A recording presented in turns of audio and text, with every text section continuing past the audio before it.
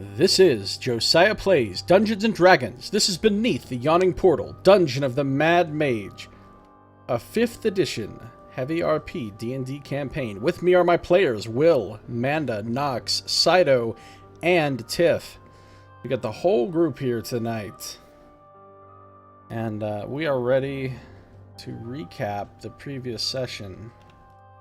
You want to do it this time, Nox? Or you want me to do it? I can do it. Ghouls burst through the door, swarming Aura, Roscoe, and Sardick, but Sardick was more prepared than even he realized. Channeling holy might to turn the undead, he heard his own voice from on high, regretfully informing them that they were dead, as he had said to Maloon's body in the basement. All but one fell to pieces at the news. He repeated it when the rest of the ghouls flooded in, but 3 were unable to comprehend his message and fight on obliviously. By this time, the rest of the party had prepared themselves to fight, and 2 ghasts burst in from the other side and flanked Midge, just after Valgar had left Azar and inhabited her instead. The ghouls fell easily as Katrin joined the fray, but Valgara would have been in trouble if Azar had not foreseen her shrugging off the ghast's nastier effects. Shifting Midge's body into a tree-like entity, she continued resisting them as the rest of the party took them down, and gloriously proclaimed her overwhelming victory against her foes. Roscoe suggested to her to acknowledge the assistance of the others on the team, which might earn some favor from Katrin, but she said she didn't need any help. They also explained to Azar that the gap in his memory was caused by Valgara possessing him, as she was now doing to Midge, and at his questioning if the room had been searched, they told him of "Seek the Green Throne" message that had appeared in the animated dust. With Aura having prestidigitated the party clean with the exception of Valgara, Sardick ferried them past the pit where they were able to rest uninterrupted. Azar checked the Codex Monstrum and realized that they could harvest some parts from the ghouls and ghasts. Aura steadfastly refused to have any part in it, and Katrin was grossed out, and so everyone settled into their rest. Roscoe summoned Nevermore again, using the King in Yellow, which Azar watched with interest, while everyone relaxed. Pleased with his companion's return, Roscoe merrily asked where they would like to go, harvesting the undead parts or otherwise, and Sardick brought up that with so many in that room, it would go a long way toward bringing the dead noble back to life. Katrin asked why any of that was their concern, that he was just some random rich person, and when the wards were fixed, his family would come and raise them themselves. Sardick countered that assuming his family and the wards are restored, that they might not even know he was there, and he wouldn't have a chance. Aura said that the noble could simply be preserved indefinitely, and Katrin reiterated that she felt her point just had to be said, that it simply wasn't their problem. Sardick asked how they would feel if they were to have died in a drunken tavern accident, only to have adventurers pass them by without even trying to have them restored. Aura answered that she would have learned her lesson, to which Sardick said that lesson could be learned without the price of death. Katrin sighed, saying she simply felt that they had had enough of their own issues down here without taking that up as well, and she and Aura added that it would be a waste to spend money and resources upon someone that meant nothing to them, and added no meaning or value to their lives. Sardick seemed to take umbrage with that phrase, that if he were to adopt such a philosophy, he might consider the material wealth of the Cost of Resurrection to be more valuable than even the life of a party member, and simply find another adventurer in the portal to take the place of anyone fallen to save even more coin. Aura shrugged, saying that it happens. At this point, another conversation that had been brewing intervened. Roscoe and Azar were looking over the Codex Monstrum, already planning how exactly they would harvest the parts, and they had Sardick ferry them across, as Katrin, Aura, and Midge remained behind. With Sardick reading the surgical process in the non-elvish Codex Monstrum, and Azar helping Roscoe with the physical aspects of extraction, they were able to harvest 2 ghoul gizzards and 1 gas tongue, discovering that the ones that had been divinely destroyed couldn't be harvested. With the feeling that only 5 hours remained on the Blessing of Aid, Sardick returned them across the pit. Roscoe bade Valgara take the lead, but to focus on the ground and be alert to any pit traps. The party passed through the slain bugbear outpost, ignoring the obelisk, and came to the entrance to the roughly hewn passage with the dead Grick outside it. Concentrating upon his familiar, Roscoe had Nevermore scout into the tunnels, finding the path split off into two directions, with a Grick between each. With this information, he led the party stealthily into the tunnels and bade them spring out, where they easily destroyed the two Gricks with the element of surprise. Two more emerged from the tunnel to surround Valgar and the lead, but they were also quickly slain. Katrin was off exploring the other tunnel, but Roscoe called her back through Nevermore. Valgara once again proudly proclaimed her victory, which Ara scoffed at, and Roscoe politely reminded her again to be aware of the other team members, urging her to compliment someone once. Instead of disregarding the suggestion, though, she grudgingly thanked Sardick for blessing her during the battle, who in turn reminded her of the good times they had at the statue in the other outpost. Azar, Roscoe, and Sardick took the similar approach to harvesting the Grick vocal cords as they had done with the undead, harvesting the vocal cords of the two that hadn't been obliterated in battle. Continuing to try going south, Roscoe sent Nevermore ahead down the roughly hewn tunnel and had the party follow. Soon it opened into a large room with an enormous hulking version of one of the Gricks and a non-green throne above it on the ceiling, upon which sat a mummified minotaur with jeweled eyes in its sockets and a shadowy great axe by its feet. Roscoe relayed this information to the rest of the party, and Ara suggested letting her sneak in and blast it with a fireball.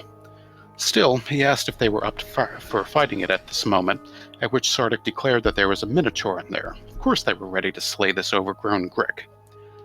Ara pushed past the party and snuck forward so that she could see it, but realized that it was completely aware to her presence. Alerting the rest of the party, Azar rushed forward with the intention of levitating it, but changed his tactics upon seeing it was so enormous that it was easily beyond the capacity to levitate. Instead, he tried to befuddle it with a hypnotic pattern, but it was particularly keen-witted and saw through the attempt, locking upon him with its malevolence. Azar desperately deflected its tail with a momentary arcane shield, but its tentacles broke through and raked him severely, shredding his clothes, which its beak tore off him as it ripped a chunk of flesh from him. Azar blasted it with her fireball, but was displeased to see that it didn't have as much fiery might as her previous ones. Meanwhile, Roscoe snuck around behind it and jammed his shadow blade into it.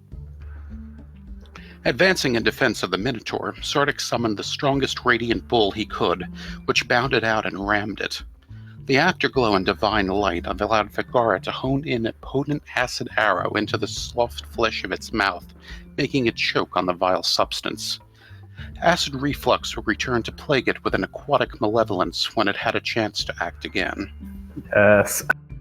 Nice, nice. Yeah, you got this sick crit on Acid Arrow, Tiff. Midge rolled an awesome Acid Arrow crit. Awesome. Well, Also, according to this recap, did you use Guardian of Nature? I used it twice, actually. Excellent, because I prepared that specifically because I really wanted to use it. It's really cool. Yeah, it came in really handy, too. Especially with con saving throws for the gas. Yeah. And she actually used it again in that Grick fight. Which means, unfortunately, you don't have any 4th level spells left. That's alright. Whatever spells are on there should be accurate. You know, that's based on whatever I use. You have 1 wild shape left, and... So anyway, alright, well that brings us into the present time. Let's head back over to the dungeon map.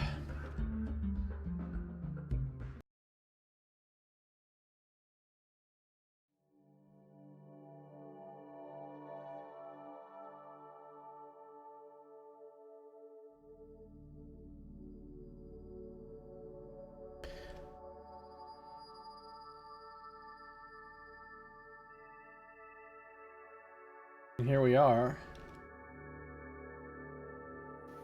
Oh yes, I forgot how well we had our squishies at the front. Yeah, everybody's really conveniently located.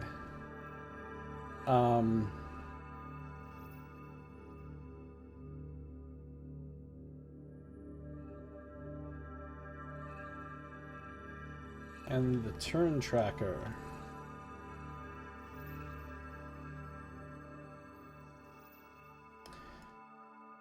Now, I believe we're starting a brand new round. We just finished the first round, right? And now we're starting at the top. Yeah, Valgarth did that arrow, and she was the bottom one.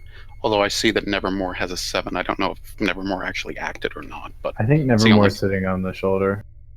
Yeah, he's sitting on the shoulder of Roscoe. Okay. Trying not to get killed again, I guess. All right. He has a survival instinct.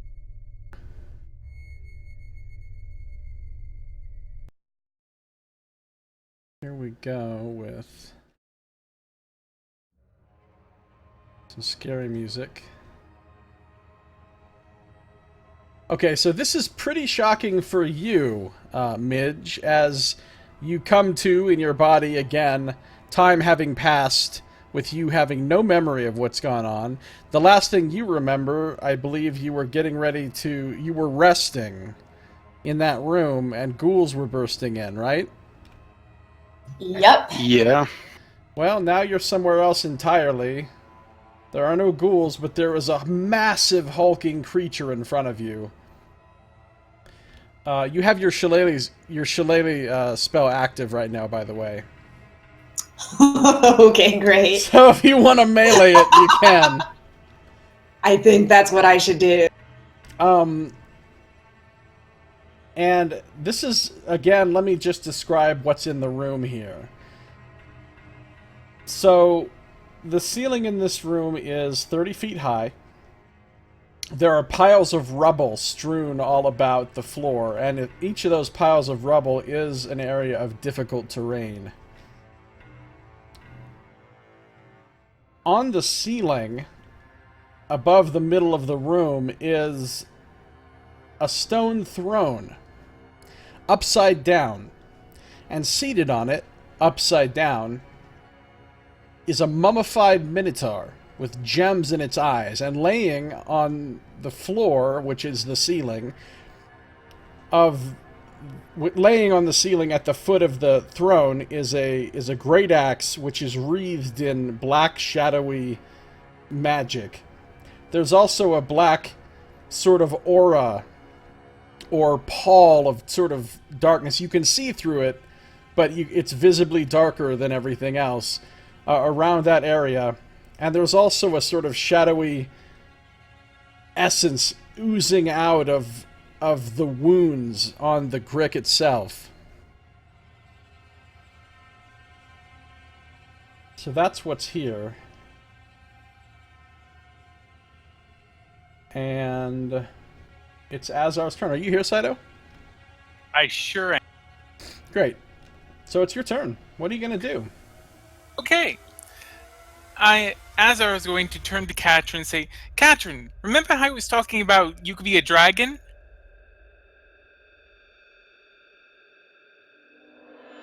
Yeah, I remember. Is now the time? I think now's the time. And Azar is going to use...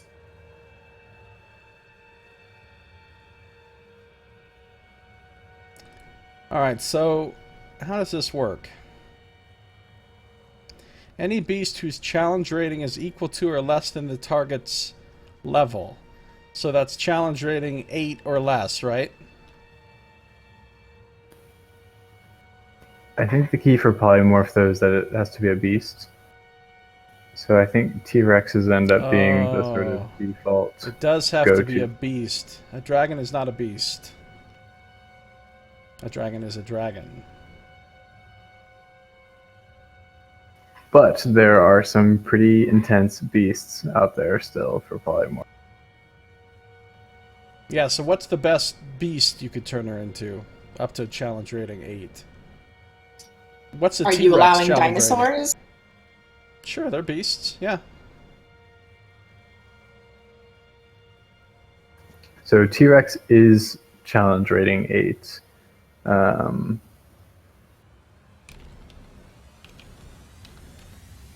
I think T-Rexes, I haven't brushed up on this. There are some other pretty good ones out there.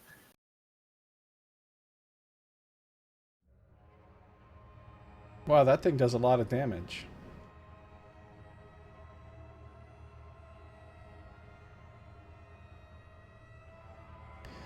So I guess it's gonna be a Tyrannosaurus Rex, and I want it to be a dragon, but it can't be a dragon. God damn it! It's kind of like a dragon with no wings or breath weapon. Giant ape has 157 hit points. What does the T-Rex have? 136. If you want more health. Does it? Well, yeah. Does it do as much damage as the T-Rex? It does a lot So of it damage. has 2 attacks of +9, and then it's 3d10 +6 for the giant. T-Rex has T-Rex better, yeah. 2 attacks. Wow. Holy shit. Including mental ability scores, though. How do we know this T-Rex is gonna not fight you? Have you considered that? Yes, because it retains its alignment and personality. It's just not good at executing the tactics that Katrin might be able to. It's just very, very dumb. Right, but it's not suddenly going to turn on its allies. That's fair enough. Yep. So, Katrin, this is sort of a dragon, and turning her into a T-Rex. Alright, so I don't know what happens to everyone as this... I guess everybody just gets pushed somewhere. Because, you know, she's becoming huge now. I'll be pushed down there.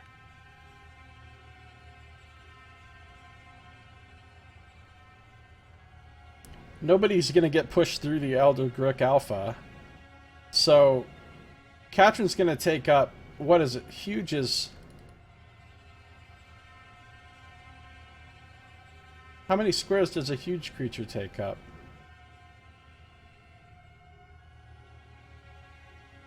I think the same amount as the Grick is taking now. I was just going to say, I think it's going to be the same as the Grey. Because large is 10 by 10, so I think huge is one more than that. Yeah, that's what I was thinking too.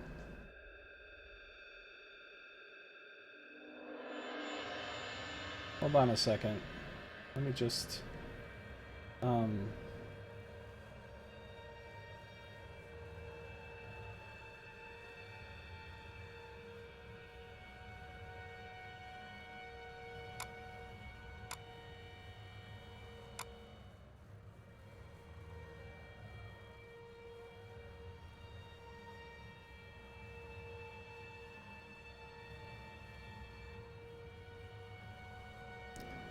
I'm not sure if this will work if there's not room for it, though.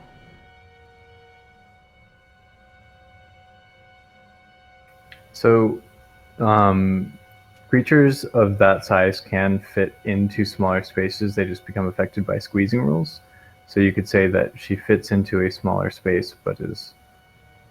Squeezing rules are pretty rough, but it's how a creature like that could get through a smaller space. Alright, I literally don't even have a monster manual anymore.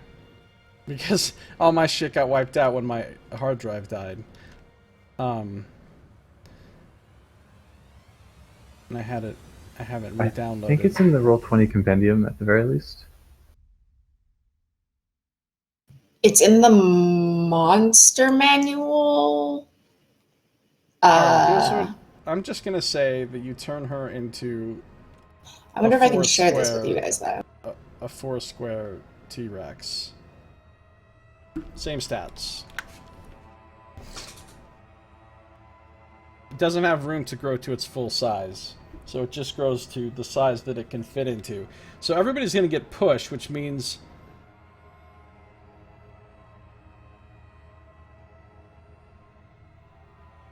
Which really means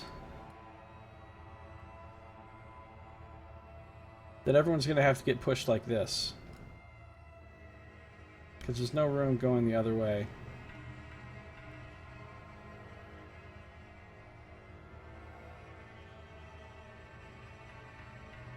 And now she temporarily has the hit points of a T-Rex. Which is 136 extra hit points. That's pretty good. That's a good move.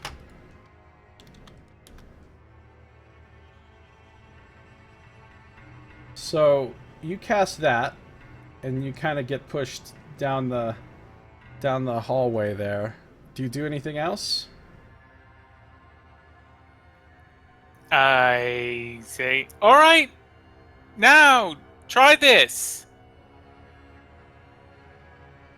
All right. So this massive form appears as Katrin's body extends and expands and grows into the saurian shape of a Tyrannosaurus Rex, a creature that probably most of you have never even seen or heard of before.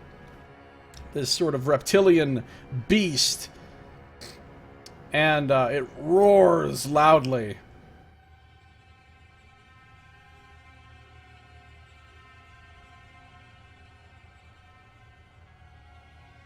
And Katrin's now a T-Rex, so good job. Well, I guess it's the creature's turn. So, let's see. What's the Grick doing? The Grick will choke on 10 points of acid damage from that arrow. Is that the start of turn or end? Or is it start? That's a good question. I want to say it's the start of their next turn, but I can check. At the end of its next turn. Alright, so at the end of its turn, remind me again. It's been a while. Alright, so the Grick Alpha opens up its massive beaked maw, and it responds with a roar of its own. And when you fought the smaller Gricks, they would scream, and their screams made no sound. But there is a great deal of sound. In fact, it even shakes the floor and the walls. And for a moment there, the Tyrannosaurus Rex and the Grick Alpha are just screaming at each other, and the sound is deafening. I mean, it actually hurts your ears. And bits of stone are falling from, loose bits of stone are falling from the ceiling and such. And before rocks crush us and we all die. Yeah, sorry, too much noise. Everyone dies from rocks crush. Alright, so the first thing the Grick Alpha does is it looks at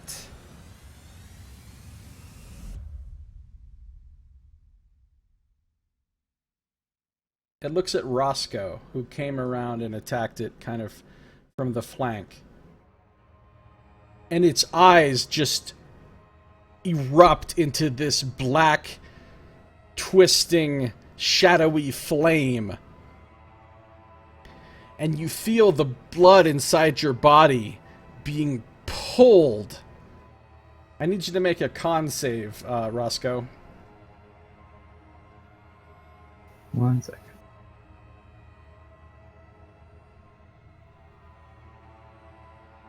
I think I'll use inspiration just to be safe on that one. That's a good idea. I kind of like the 18 here. Alright, that'll come out of the inspiration bank. Roscoe actually had one still, so... Or Well, is it... yeah, come out of the bank first. if you use yours, it'll just automatically refill from the inspiration bank, so it's kind of the same thing. Cool. Okay, so you made the save. So because you saved, you take 10 points of necrotic damage. As blood is like pulled out through your skin and flows in a stream into the maw of the creature. And as it does so, you see some of his wounds closing a little bit.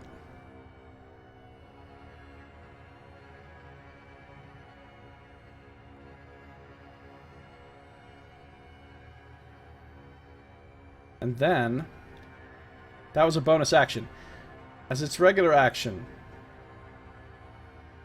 it's going to attempt to attack Roscoe now with its tail, sweeping its massive tail around in Roscoe's direction. Does an 18 hit? It does. Alright, so there's a pain that just explodes through your body at the force of this massive thing slamming into you and grabbing you. You take 9 points of bludgeoning damage as you feel your bones crunch against each other, and then it throws you up into the air 15 feet. And then something entirely unexpected happens. As you're moved 15 feet into the air, back over here actually, you, everything suddenly flips around. Your entire center of gravity, your entire sense of gravity suddenly reverses, and you find yourself falling. And you fall up to the ceiling. And when you do so, you take another 3 points of bludgeoning damage from colliding with the ceiling. And now you are prone on the ceiling of the room next to that throne. And as you enter the sort of shadowy area that's up there on the ceiling. What's the number for this room? Hold on. I have to look this up in the thing. Okay.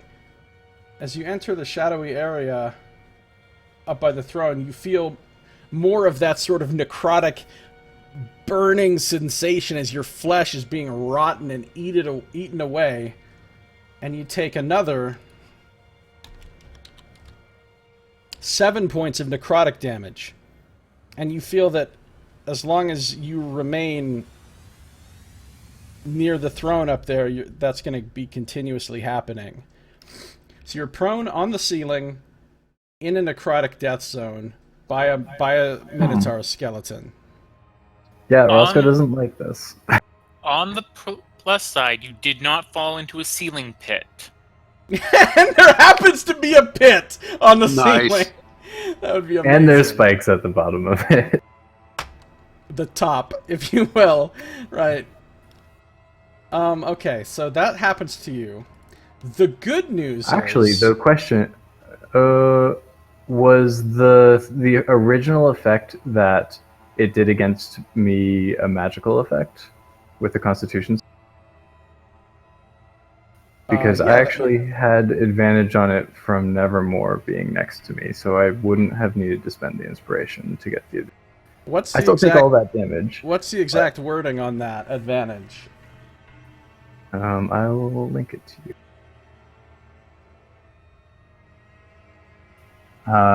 Advantage on saving throws against spells or other magical effects. Okay, that's I fine. cannot link it, but that counts. So, if that's the case, you didn't use any inspiration up. yeah, it doesn't save me any damage, but it does save us an inspiration.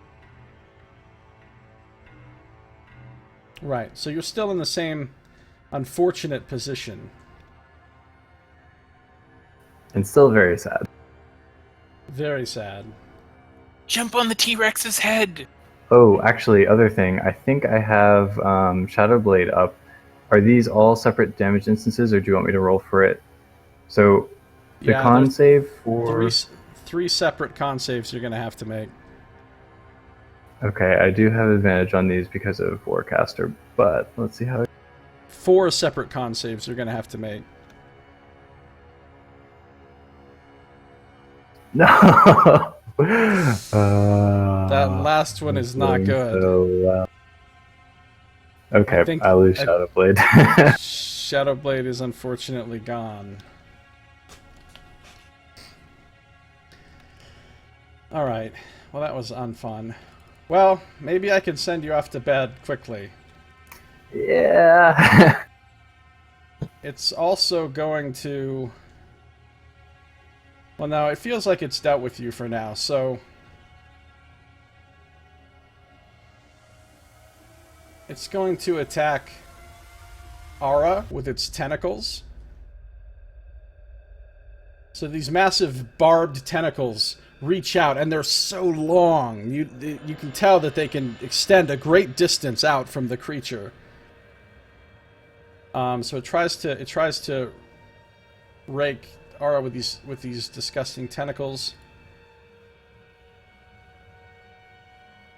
Do you have anything special you want to do, or is that you're just going to take that? Manda, are you muted? Sorry. I was muted. Let's see. I don't know if you have shield or anything. I do, but I don't even think that. Yeah, it's +5. It would still hit. So. Okay.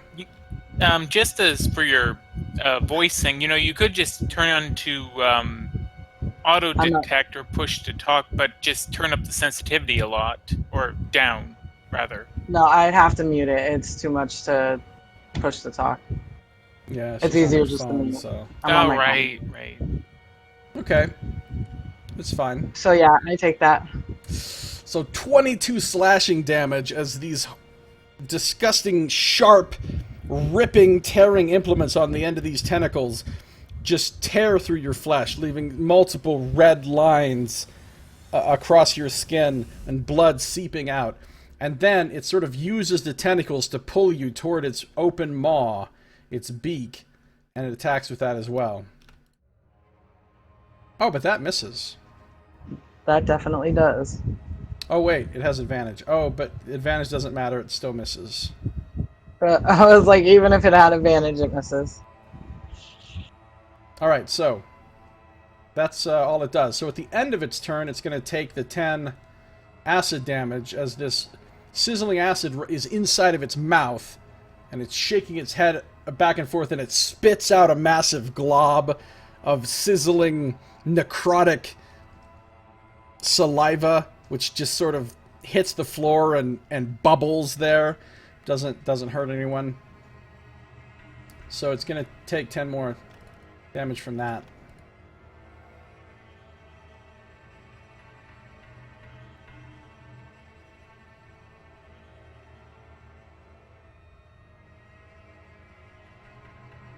Alright, so at this point, it is Ara's turn.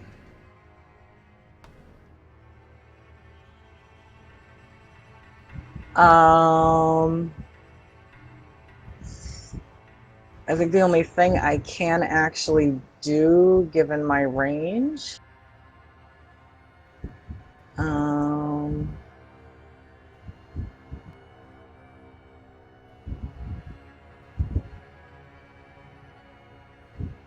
Is someone moving me into a wall?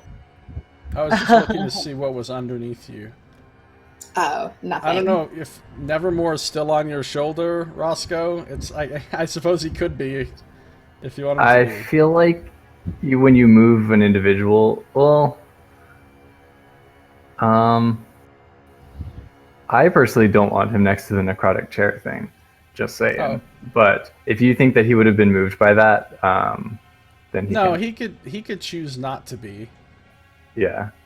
I think seeing me getting thrown away, he had a little bit of like, I just won't get thrown also. Alright, so he's still just chilling over there next to Midge. Alright, so what are you doing, Ara? I am going to do this, and I will cast it at regular level.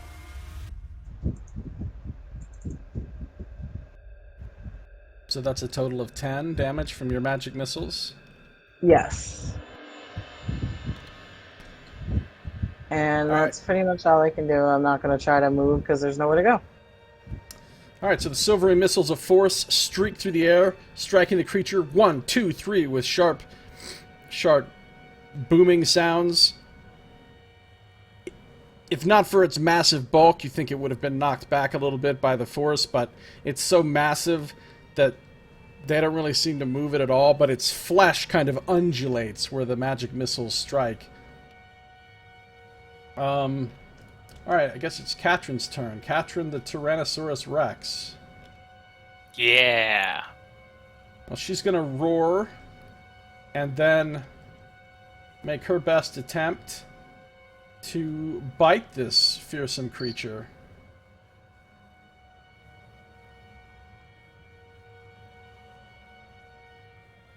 So she has a +10 to hit.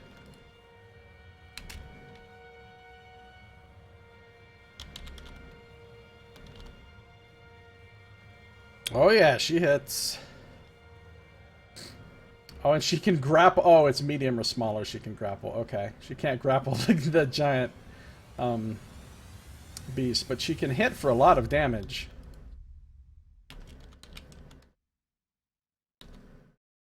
Oh my god, look at that damage roll! Wow. Wow. This is why I am not a freaking BMX bandit. Wow. This is why. Tyrannosaurus Summoner! Okay, that's pretty fucking brutal. 49 damage. Now, unfortunately, it is not magical damage, and it has a hard time penetrating the thick, rubbery skin of the Elder Grick Alpha. So that damage is going to be cut in half, but it's still a tremendous amount. So 24 It probably damage tasted gets pretty through. bad. Oh yeah. I mean, it's unpleasant at least, right? And then something happens as a result of this.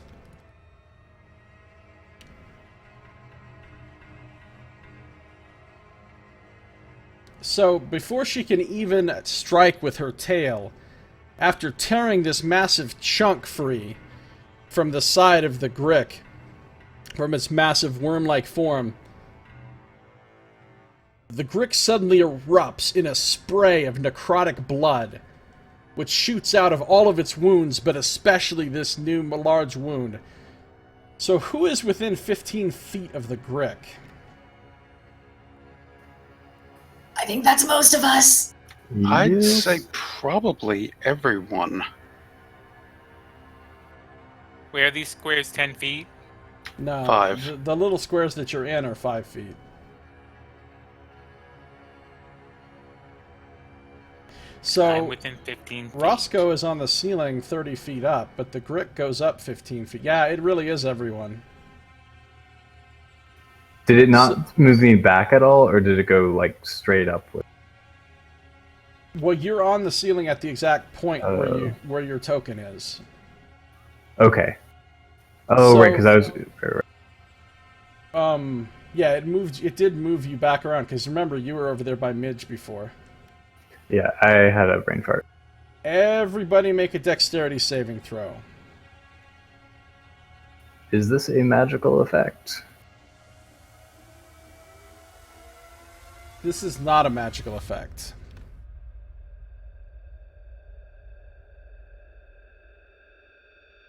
Well, fuck. Is anybody using inspiration? I Or it doesn't think, need to, it I doesn't think look like. I would like to use inspiration.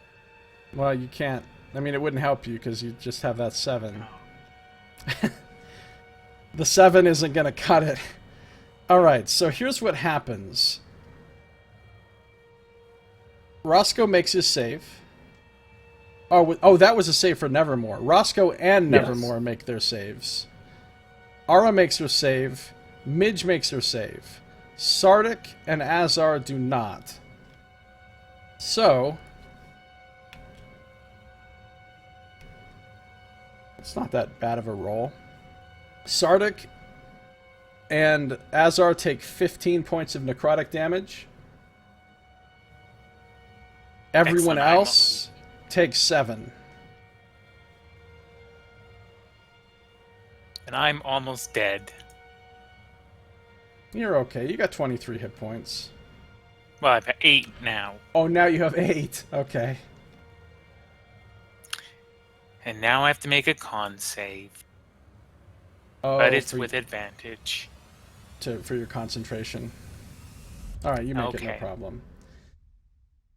And now that this has happened, the creature has entered a new phase, essentially, as you can tell that just this necrotic blood is just oozing and spraying out of it constantly, such that you think it will be very hazardous to attack the creature from melee range.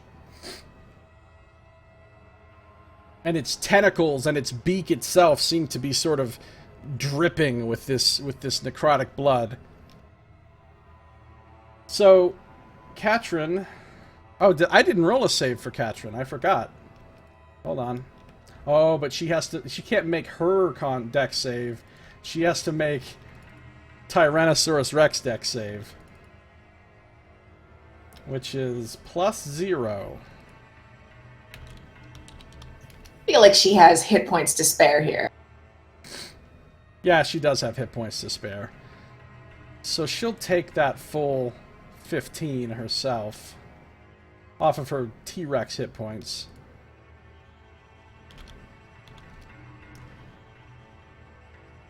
And then she's going to go ahead and attack with her tail. Heedless of the danger. With all these T-Rex hit points, she doesn't give a fuck. So, attacking with the tail...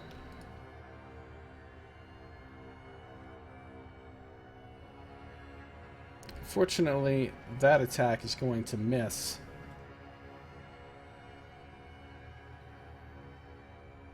As it just bounces off the creature's tough hide.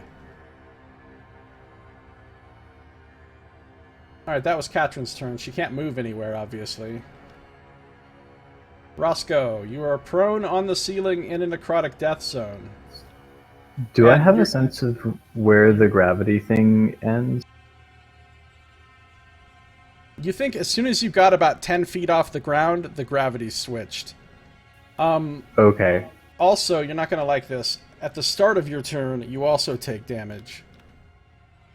Yeah, I'm not gonna like it. So you take 5 more necrotic damage at the start of your turn. Okay. Wait, how much did you take from it before? A lot. I started at 59, I think, and I'm at 18 now. So, 41 in total from every... Okay, I see. You took 7 necrotic before from the zone and 5 necrotic now. It was a little bit weird to start because I had aid and then I had lost some at some point. So, I've been keeping up with it, though. Alright, cool. What are you going to do? Panic a little bit. But, so I will right there use... next to some gems. There's some gems in those eyes you could get. Oh, yeah. Let me just reach in and get the... Is that what, like a sleight of hand check to steal it from? Do it. So, if Scito was up there, he would. I would. what's the light situation in here? That's a great question. Curiosity. The only light is your sword lit up right now. I don't remember, if I'm being honest with you, but it's only dim light, so it doesn't affect my plan, so we can flip a coin for it if you want. I don't remember what I had last said. The only other light source is Katrin's shield. What happens to your gear when you get polymorphed? It melds into you, so... I think that's right. So her shield is melded into her. So there literally is no light source unless it's from your sword. Let's go even, it's on, odd, it's on. Yep, no light. Yeah, because I think you said something about not having it on before because you guys were kind of sneaking around or whatever. But I turned it on at one point for something or other. Oh, you mean most recently? If we were sneaking up earlier, I would have had it off probably. So it's actually probably best that it's... So it's now pitch black in here. Does everyone have dark vision? I have my owl. I think the T-Rex is the only question in my mind right now, whether it does or not. Yeah, she doesn't have dark vision, but I'm not going to take back the hit that she did. I'll just assume she hit anyway. So in that case, Roscoe's going Actually, to... I'm going to charge you guys an inspiration for that, though. Because she That's probably fair. would have missed without canceling the... Or, before I charge the inspiration, to be perfectly fair, I'll roll her other attack that she would have had to roll for the disadvantage. Okay, that is a miss. So yeah, she would have to spend inspiration. That's fair. I think that's fair. Okay, so anyway, what are you doing? So it's pitch black in here. Casting Shadowblade, and then I am 30 feet above it in the air, you said? So within the Well- throwing range. Yeah, you're 30 feet off the ground. The creature's Okay. 15 feet tall, though, so you're really only 15 feet from the creature. Far enough that this is a range attack? If I do the yeah. Shadowblade throwing effect? It has to be a range attack, yeah, because you don't have a 15-foot melee range. Yeah, I was just making sure that, because you, wink wink, hint hint, mentioned not to do melee or it might hurt or something. Who knows? So Roscoe will basically use the bonus action to summon it, and then he will basically, like, this sort of like wispy dark shadows again kind of like emanate from around his hand into this blade form, and he kind of like shoots it out forward into this dark tendril towards this creature.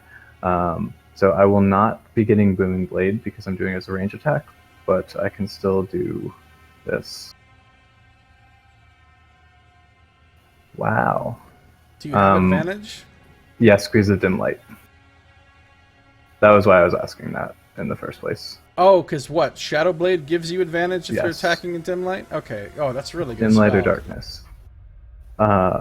It's just hard to get for people who use it well for the most part, but it is a very good spell.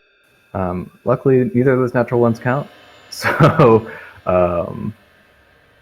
okay, so yeah, this sort of like dark energy kind of like wraps around, sort of like seeping into the crack where like the tentacle and the beak kind of go in, and it kind of like almost slithers in like some like dark snake and kind of like disappears into it as it kind of like racks in pain and recoils away from it. And I know this thing has a reach, but because Roscoe made an attack, it can't make attacks of opportunity against him. And he's going to, being aware of the fact that at any point this gravity might just drop him, move up here, ready to catch himself on the ground. Oh, I guess he would have had to stand up from prone first, so he has 15 feet left. So I guess that, does he fall? All right, hold on. One thing at a time here. Okay, That's sorry. all psychic damage, right? All psychic damage because there was no thunder. All right, so the creature will take all of that damage, and it roars up at you angrily. And then you stand up, and now you're... Yeah, I Wait, what technically would have had exactly? to stand up first, but Right, okay. either way. I have 15 feet of movement, so I'm going to take this movement first, being very aware of the fact that like the gravitational effect might end and I might fall, so like ready to catch myself if you let that be a thing. Okay, hold on. Oh, wait. You have the... It can't make opportunity attacks against you no matter what, right? Yeah. Because of... If I made an attack roll against it, it cannot make attack of opportunity against me. Okay, then you're good. And then kind of gingerly continue stepping 1, 2, 3 with the rest of the movement this way. And that's where Roscoe can end. All right. You are now out of the necrotic zone. Actually, I could have taken another diagonal, so I'm going to go there, if that's fine. I But he's should still probably- on the ceiling. Oh, he's still on the ceiling, yeah. He's pulling a Sardick. Look, Sardick, no hands! What are you doing over there, lad? Please kill this thing!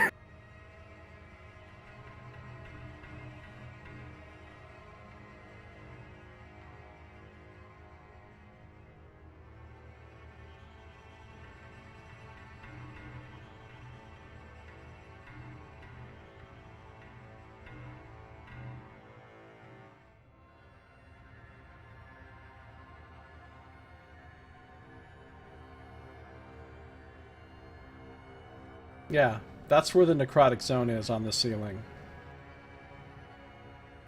Alright.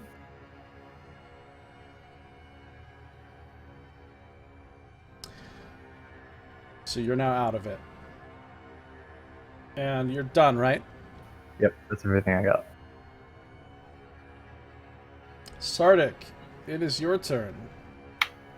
Okay. When does the ceiling become 30 feet? Is that ceiling- 30 feet up? Where? Where I just moved Sardick.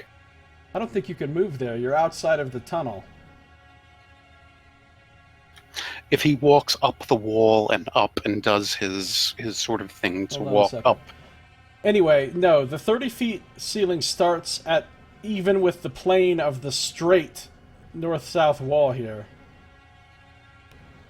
So where the carved wall starts is where the 30 feet up starts. So any part that's in the rough tunnel there is not 30 feet up.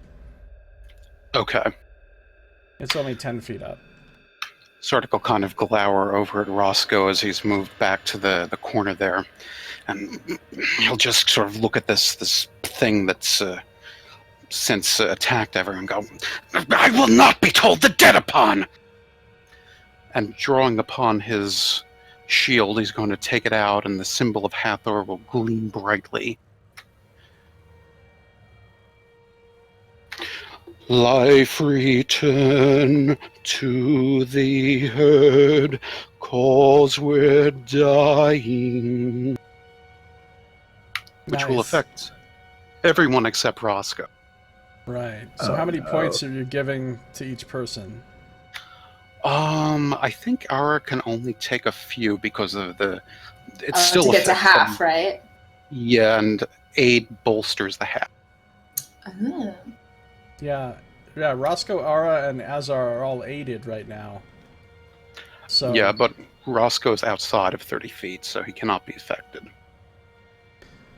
Oh wait, if I'm aided, then technically I would still have more health in this, because you originally, when you were knocking off my health from Azar, which you were doing for some reason, you didn't take it off from my temporary hit points. I didn't take off any health from Azar. I assumed you were doing it. And I must have not taken off from my temporary hit points. Which It Took a means doesn't few give nasty temporary. hits.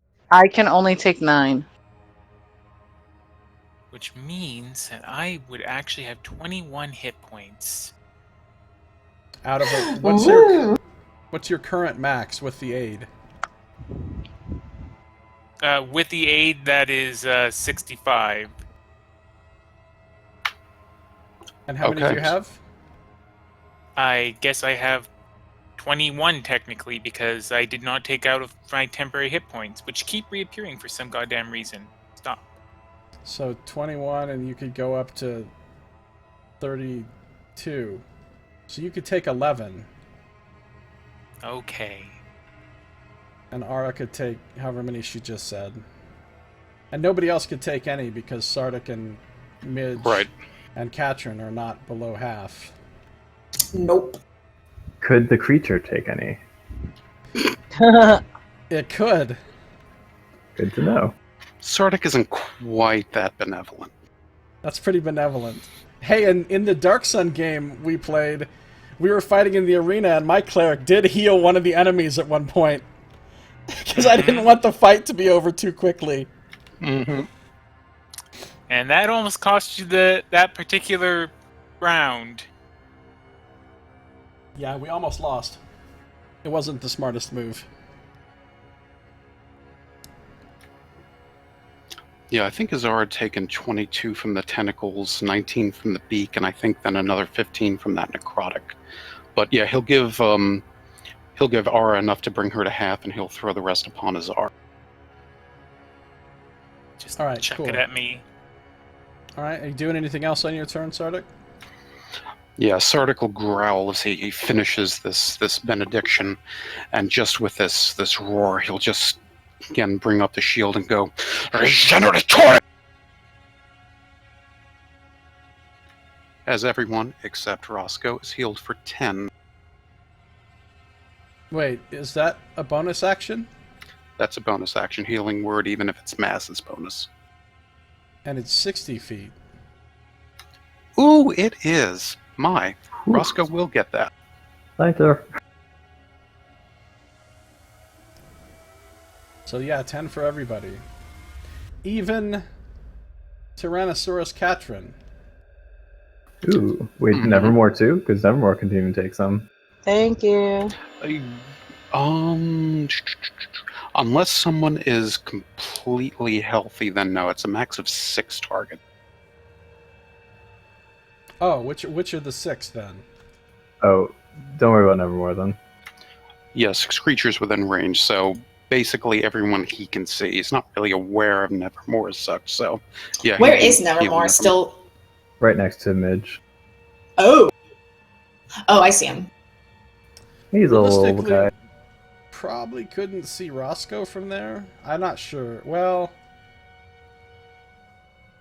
he's up on the ceiling, right? He's 30 feet up. Yeah, I guess you probably could. Of course, the Grick's in the way, but you can see just enough of him. Just barely a little bit of him you can see. Like through the writhing tentacles Yeah. to be able to get him. So, did everybody get that 10 points then? Yep. And the Tyrannosaurus is back up to 131. Honestly, Show that off. Tyrannosaurus transform is pretty fucking good.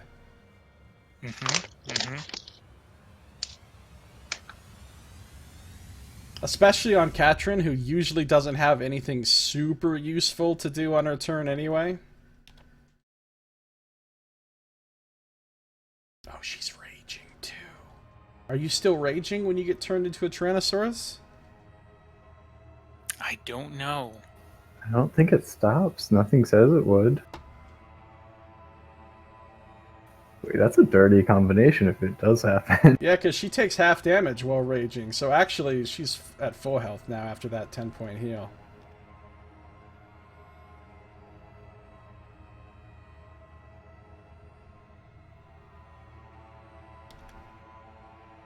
Oh man, a half damage taking Tyrannosaurus is not going to That's be easy brutal. to kill.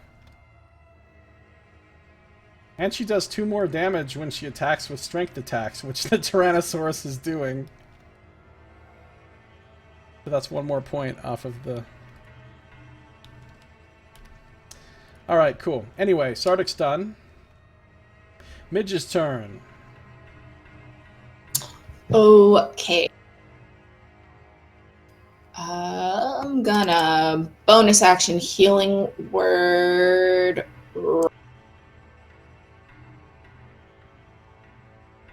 Okay, so 10 more healing for Roscoe. Thank you. I'm gonna move over here. Does anything happen? Oh yeah, something happens. Alright. The Grick is certainly going to opportunity attack you. I didn't leave its range. It doesn't matter, it has threatening reach. Moving anywhere within its reach provokes an opportunity attack. This is something they That's saw fair. happen last time, but Midge didn't know this because she doesn't have a memory of what happened last time. That's fine. Even if she knew, she would do it anyway. So it does opportunity attack you with its tail. Oh, double ones! Wow. Excellent. There's like no way anyone would make this move. The tail slams into the wall and kind of gets stuck for a moment in a crack that it just made in the wall, and you're able to slip past with no problem. Perfect, because I think I might actually have to keep moving 1 more, and then I would like to use my action to turn into a brown. Everybody's turning into shit. Okay, what are you turning Yeah. into? A brown bear? A brown bear, so that's just large. So, but that's still 4 squares, right? It is. Yeah, that's why she had to move. All right, you're now a brown bear.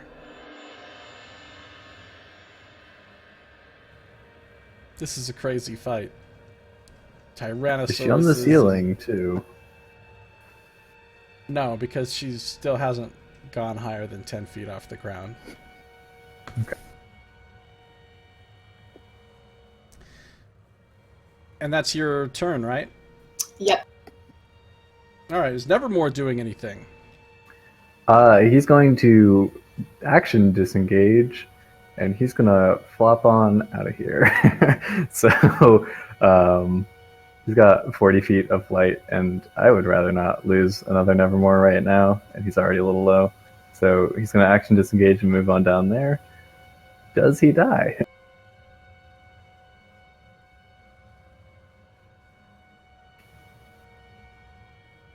Hold on one sec. Does he die? No, he didn't die. Why would he die? Well, I had to ask, because Nevermores have a habit of doing that. So, Oh, but then, yeah, he's basically out, and safety is his plan. So we can basically take him out of the initiative order, if so chosen. okay.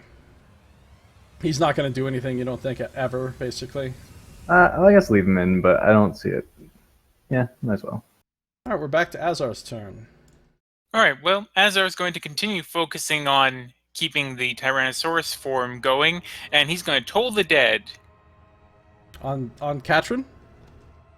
No, on the on the Grick. Okay. Tolling the dead. Go for it. Just did it. You can choose to fail a saving throw, right? Yes. Mm-hmm. The Grick is happy to receive this necrotic energy, which looks like it closes some of its wounds. Motherfucker. It tips its hat to you, if it had a hat. What a dick. What a bag of dicks. You realize now, after everything you've seen, that this creature is infused with necrotic energy throughout its whole body. And your necrotic enemy And energy it just got back bolsters 18, its didn't flesh. It just got back 18, yes. Ow. It's okay, remember, Azar's Tyrannosaurus did 49 to it last round, so he's still ahead.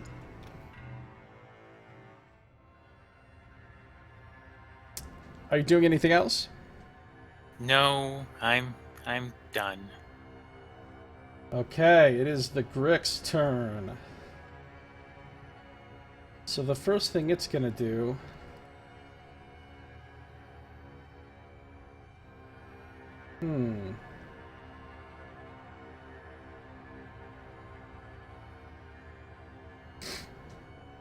Roscoe hurt it real bad with that psychic, and is still a threat, even though he's up there on the ceiling. So it's gonna turn and again stare with black shadowy eyes at Roscoe and open its maw and breathe deeply in, and you need to make another con save there, Will.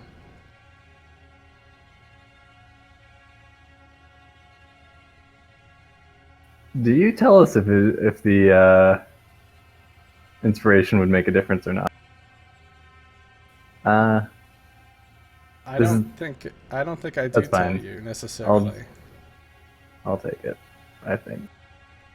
Alright, you guys have tons of extra inspiration. You might as well use it. Unfortunately, in Are this you guys case, fine it with didn't it? help. You guys still have... You each have 1, and you have 7 in the inspiration bank, even after that one you just used. Yeah, that's fine. So you're good. Unfortunately, it doesn't help. So again, the blood is pulled. It's ripped out of your mouth, out of your ears, even coming through the pores in your skin, and going in a sort of stream into the Grick's maw. You take 20 more necrotic damage. Okay. And I do succeed the con save though. oh, for the Yeah, concentration. And then it's going to... It's got a bear, it's got a T-Rex. It doesn't want to really attack big things until it's killed the little things. So, looks like it's going to have to be Ara again, unfortunately. Since she's the closest easy-looking target. So first, it's tail.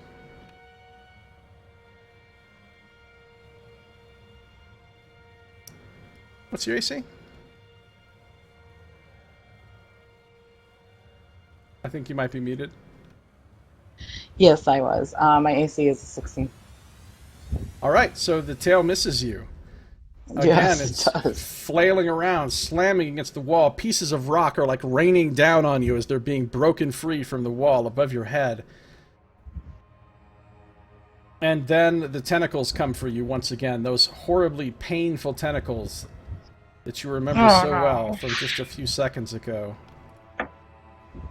And it has advantage, so that's a 24. Yeah, it hits.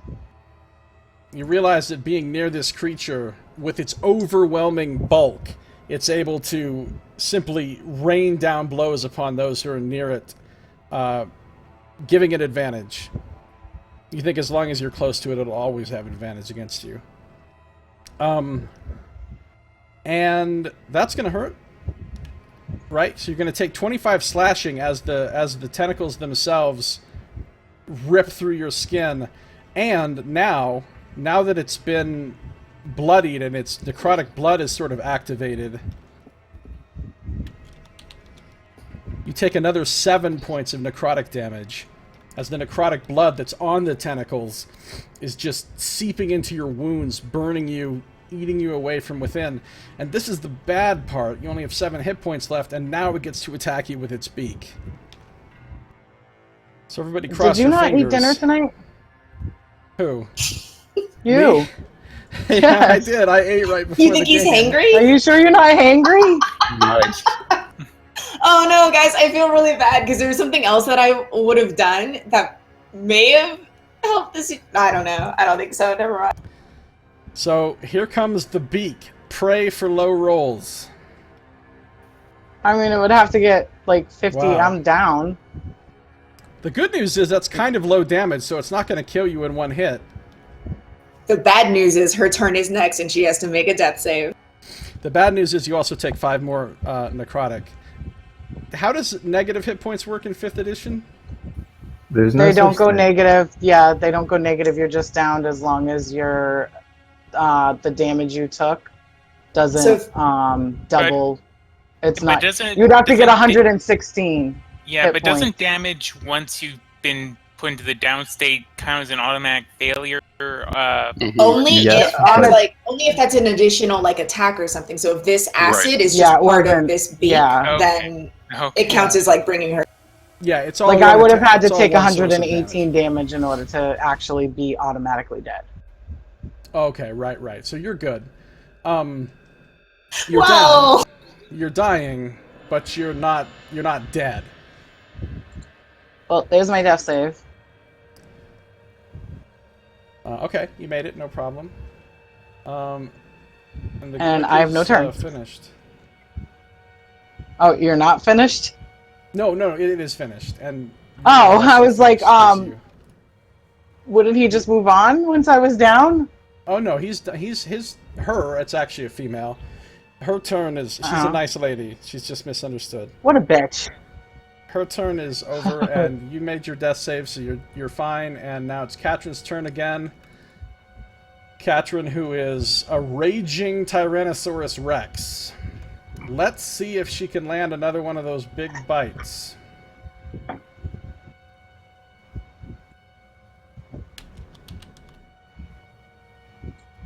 She's now flanking with Midge. Does Katrin get sneak attack? No, she doesn't. She does not get sneak attack as a T-Rex. I think you lose class features. The rage is an interesting thing because it is a class feature to activate, but like once you're raging, it's a little different. But I don't think she can use her class.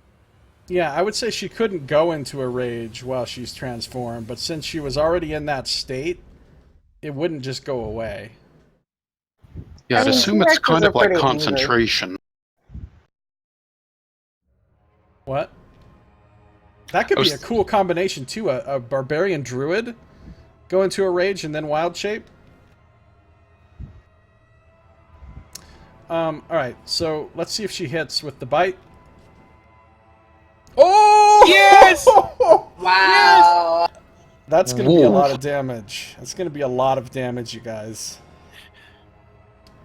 Alright, I've forgotten how to properly roll a critical hit. You just double Just all double. the damage dice, right? And then Double add up the the Yes. damage,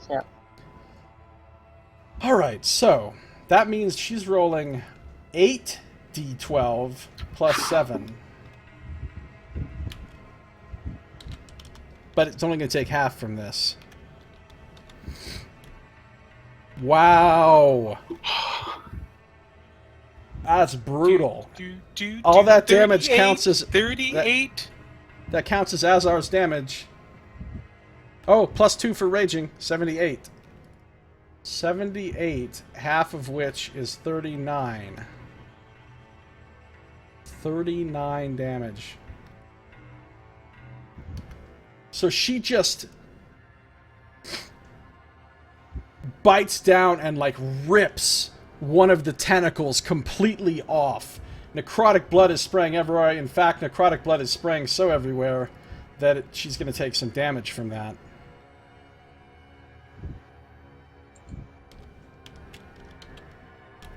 Katrin herself takes 7, but she's taking half because she's a rager, so she's only taking 3. Oh, we're going to throw a rager, eh? I actually think raging T-Rex could solo this creature. Maybe, I don't know. It puts out a lot of damage too. Plus the T-Rex has shit armor class, so maybe not. It does have shit armor class, but I mean, the downside of polymorph is more the concentration of the caster than like the creature itself being polymorphed. So like, it's a little bit of a mix in terms of how the polymorph actually plays out in real effects. All right, so then Katrin now also has a tail attack. T-Rex tail attack.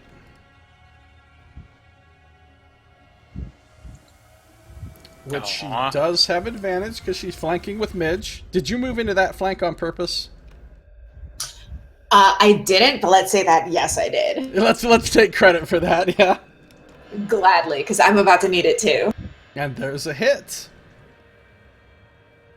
For another 3d8 plus 7. Plus 9, rather. Jeez, look at that roll! That's maximum! Wow. Dude, these T-Rex rolls have been sick. This is the time when you need them too, when you're fighting the big boss. Alright, well, that's another 16 more damage even after it takes half. Very nice, and then Katrin herself is going to take another 1 point from the necrotic blood. Yeah, I think Azar's transformation was the MVP of this fight. Why do I keep saying transform? Polymorph. Alright. That's it for roaring Katrin. And now it's Roscoe's turn. So Roscoe is going to bonus action resummon the Shadow Blade, and then throw it again. Okay. Wow, those rolls! I forgot something important, though, you guys. Roscoe, come on. Wow, I'm Get it together. It's definitely a miss, but I forgot something important, you guys. Are we all about to just take a whole bunch of damage? No, the first hit would have still hit, because she has disadvantage because she can't see. Oh, right. She has disadvantage, but she has advantage from flanking, right? So they cancel each other out? But the tail wouldn't have hit. The tail wouldn't have hit. That huge bite attack still hit, but the tail would have missed. So we have to take, what is it, 16 damage back off the monster.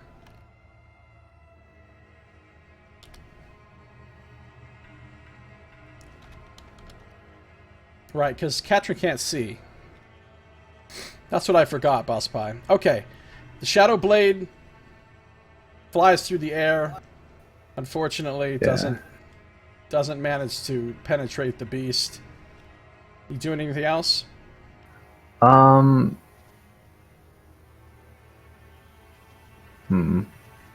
have my movement. I think.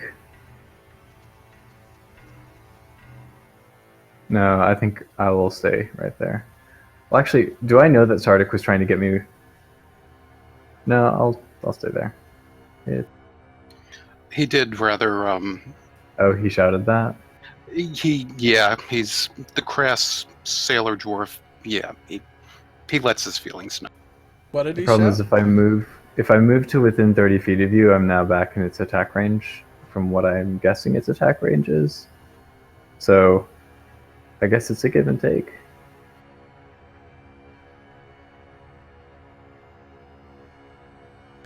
It's up to you. I might as well fall onto the bear if I'm going to fall and die. Sure. So Roscoe will step up here. He did attack it. He doesn't have to hit for the feature to come into play. So he'll Unfortunately, kind of like... when you move up to there, you've just provoked an attack from its threatening reach. No, that's what I was saying, that because I made an attack against it, it can't make any attacks of Oh opportunity. yeah, you know what? You're right. Never mind So- then. I will step there with a little bear pillow under me, hopefully, and also within range. So Bear pillow. Nice. All right. Sardick, what do you got going on? Sardick smiles as he sees Roscoe approach, but his eyes are mainly fixed upon Ara. In the name of the mother, I forbid her to die! And once again, he brings his shield up, and the symbol of Hathor glows brilliantly. And he'll bring Ara back up to half-life, and he'll give the rest to Roscoe if he's... I don't think If he Roscoe's needs that to within go up to 30. half. I moved to specifically... Oh, because this is double. Wait, no. The measurement's correct, right? And the ceiling is 30 feet, so it should, in a sense... Oh, Oh, It you're, should only be you're like right. It should be at the very edge of... Yeah. Okay, he's within 30. So how much are you giving to each person? Ara will be restored to half-life, and anything else will go to Roscoe. Yep, So how much just let is me the know what anything that- else?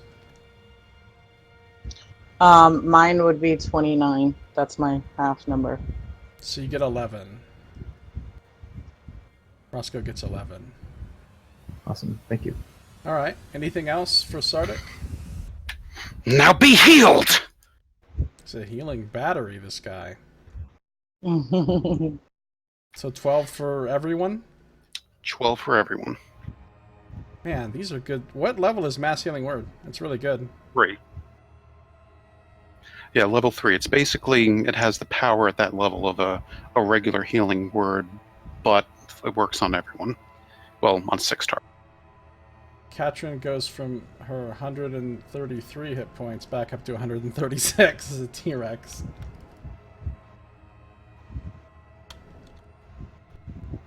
The T-Rex that would I never would like die. to just announce that Ara's gonna stay prone until it's her turn. All right. You're just kind of laying there still, kind of pretending like you're not awake. or Yes. whatever. Okay, fair enough. All right, Sardick just pumping out mad heals. Thank you, Sardick.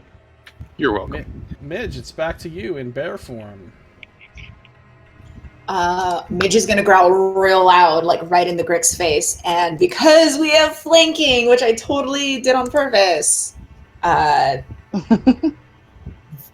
brown bear gets to do a bite and a claw. I have a question for you. Does a brown bear have dark vision?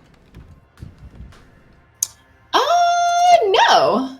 Do we not have any lights? Cool. Then it's not at advantage. So would it just be the first?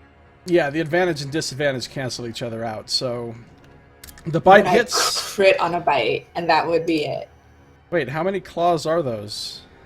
No, so I was rolling twice, like bite, bite, claw, claw, because of flanking. But if it's disadvantage, then it would just be the first 2 rolls, 26 and 12. Okay, so the bite hits, the claw misses. So your bear. And these are non-magical. Non-magical, okay. Your bear claw can't even penetrate the thick, rubbery, just hulking flesh of this creature. But your bite does actually sink down into it, and you feel your teeth bite in, and it tastes horrible, and there's this burning, biting sensation in your mouth. So how much damage did the bite do? 11. 11 non-magical. So it doesn't seem like it hurts the creature very much, but unfortunately, as this necrotic blood gets in your mouth, you take 5 points of necrotic damage yourself. Okay, and for the record, Midge, like, after she takes that bite, her claw would have been, like, essentially the bear version of an uppercut. So she's, like, trying to stay in proximity with this creature, like, menacing. Okay, sounds good. Anything else for Midge? Nope, that's it. Nevermore, nothing, right? Yeah, he's chilling. Okay, hold on a second.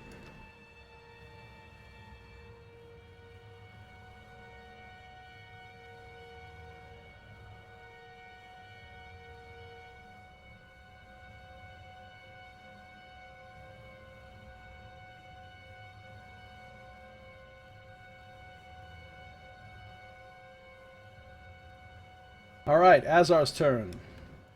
And I can do literally nothing. Any of my other spells are either concentration or they do necrotic damage. You can go chill with Nevermore if you want. Well, you've got that one. Let me look at your spells. Let me look at you could do some really good stuff. Like, you could do, for example, Minor Illusion. You could tickle it with Mage Hand. You could spend... How long does Animate Dead take? 1 minute. Yeah. Could spend a minute animating that dead thing which isn't there. Oh no, it's Roscoe.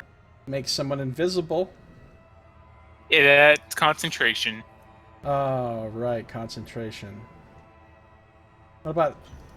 I think we should just tickle it with Mage Hand. You could light a torch and throw it somewhere so we stop making attacks with disadvantage. Alright.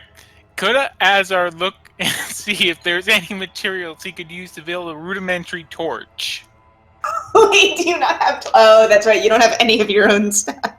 Does Sardick have any torches? Sardick actually has a tinderbox from the entry room, and he also has dirty pants from the entry room. Yes, I imagine the dirty pants! And the dirty pants have ooze jelly on them, which may be flammable, perhaps. Yes, it's all coming together. Don't you see? We're connecting the dots like Glenn Beck here.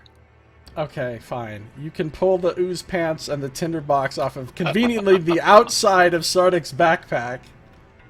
They're on display, of course. You can, you can light it on fire. And I'm tossing it at the foot of the horrifying creature, which now only has 3 tentacles instead of 4.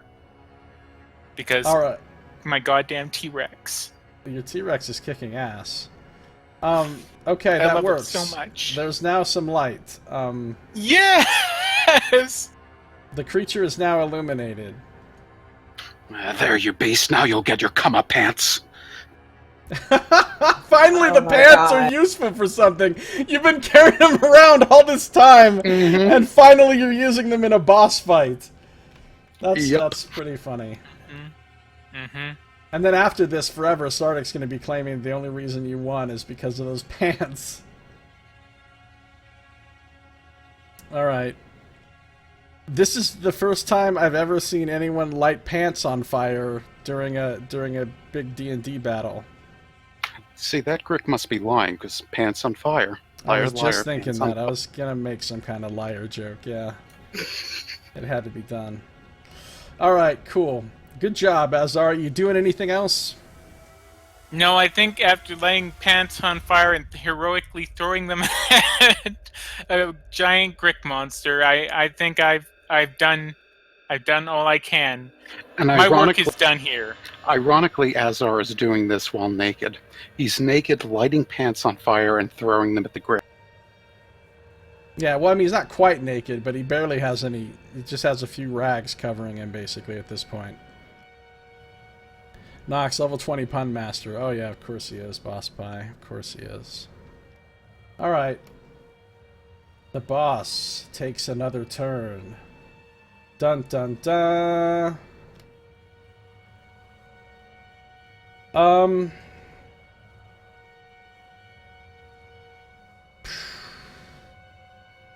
People are not dying very well.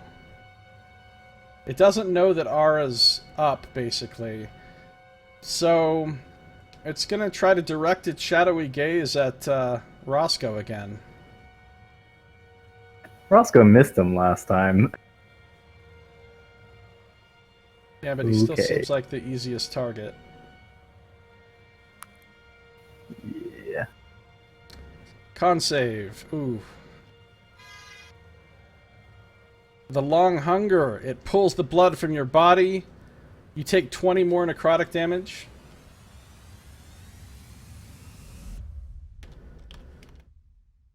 And here's where we hope he doesn't fall off the ceiling. The wounds of the Grick sealing themselves closed. The stump of its missing tentacle starting to fuse itself together. What about that concentration? That's what that second one was. there. I do have advantage, though, so the 16. Oh, you have advantage God damn because it, of Nox. Warcaster?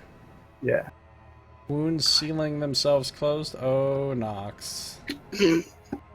Oh, Nox. Okay. Then as its main action, it's going to attack with its tail against Midge. Hey! So its massive tail whips back around and strikes at Midge. Brown bears have real low AC, so it'll probably... 16? Yep. Oh, Yep. it has advantage, actually. 23. Short of literally crit failing, it will hit. So, a brutal blow across your ursine form. Partially cushioned by the extra fur and body fat of the bear, but still enough to rattle your bones and send a spike of pain through your body. You take 18 bludgeoning, and it grabs you and throws you. Which you can do even though you're a bear. And it's going to toss you right up there. And it throws you up, and all of a sudden you feel gravity reverse, and you are falling at the ceiling. So you're going to take Ooh, I will bear it back, but I will take that damage.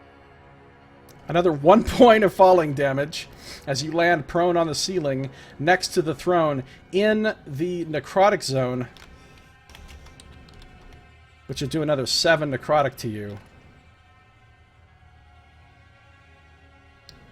Which also seems to heal the creature a little bit.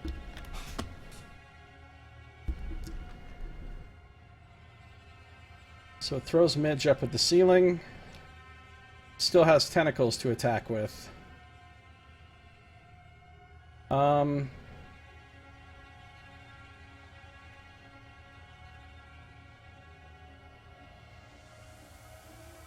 So it was 18 plus the 8, yeah, so grand total of 26.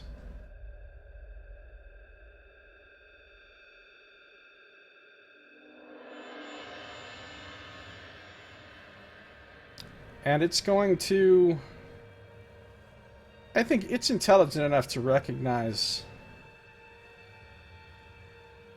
No, it's kind of back there in the hallway. I guess he's just going to attack Roscoe with his tentacles. Can I throw out that it's ignoring the T-Rex that keeps critting it? But, okay. You're actually hurting it worse, though. Because it takes half damage from the T-Rex. And you did 30 to it of pure psychic. And you're much squishier. That is fair. Okay. Now, the good news is for you, you're not adjacent to it, so it doesn't have advantage. Which means it misses you. I will take the blessing. Other good news for you is that because it didn't hit you with its tentacles, it doesn't get to attack you with its beak. So you're safe. Big sigh of relief. Alright, that makes it Ara's turn. Still prone on the ground.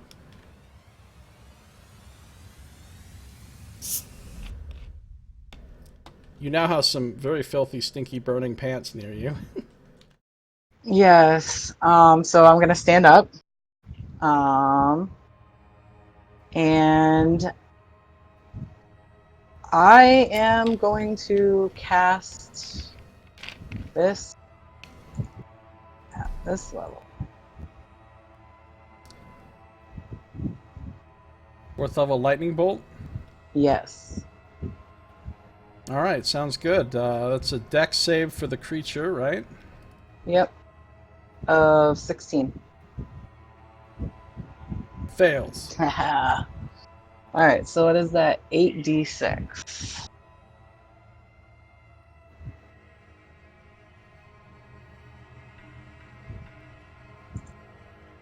This should do a lot of damage because it's not going to resist this. Ooh, 25! Those ones. That's true. Yeah. Just 2 ones, though. So 25 is pretty solid because it's going to take all 25 of that. Yep. And then it's going to give it back to me after. This lightning bolt sizzles through the air, ripping its way through the body, sending sparks and little lines of electric energy all over the creature as a huge shudder passes through its form, seeming to shake the floor. And then the lightning bolt passes through, harmlessly passing underneath Roscoe and Midge, who are up on the ceiling, and that was my reasoning. crackling into the back wall on the other side of the room, leaving a huge black mark. How massively did you change this creature from a normal Grick? Well, there is a creature called a Grick Alpha boss, but I massively changed it to make this. I made this a boss. So this is nothing like what a normal Grick Alpha would be able to do. They would have killed a normal Grick Alpha in the first round. Easy. But And that'll be my turn. is a little bit more. Okay, so good job. Big chunk of damage. Now it's going to be mad at you, though. It was already mad at me, and it was either that or I played dead for the rest of the game. All right, Katrin. Until it became real dead. What? Now she does not have advantage because Midge's flanking is gone, unfortunately. But she does have at least. But she has light. Yeah. But she doesn't have disadvantage, at least. Yes, because of the heroic pants burning. I couldn't have done it without the inspiration provided by Nox. Or Sardick, I should say. Yay. And another solid hit from the T-Rex. Yeah. Motherfucker, come around, get your T-Rex up. Look at that shit! Are you kidding me with these rolls for the T-Rex? Are you keeping track of how much damage you fucking did through this one polymorph spell? No, but Now, if only we could find a way to make it magical damage. Yeah, okay, so that's a Paladin. huge hit. Also adds 2 because she's raging, so 51. And that's going to be halved, unfortunately, down to 25. The creature still remains standing, even having... This time, it bites, and it doesn't quite rip off a tentacle, but it bites a big chunk away where the tentacle and the beak meet on the side of its head, and the tentacle is kind of hanging there limply, and one side of the beak is kind of hanging down. And unfortunately, the necrotic blood sprays into Katrin's mouth for 7 damage for her, but she takes half. They're both taking half damage from each other, isn't it cute? Half and She's not half. finished. She has a tail strike.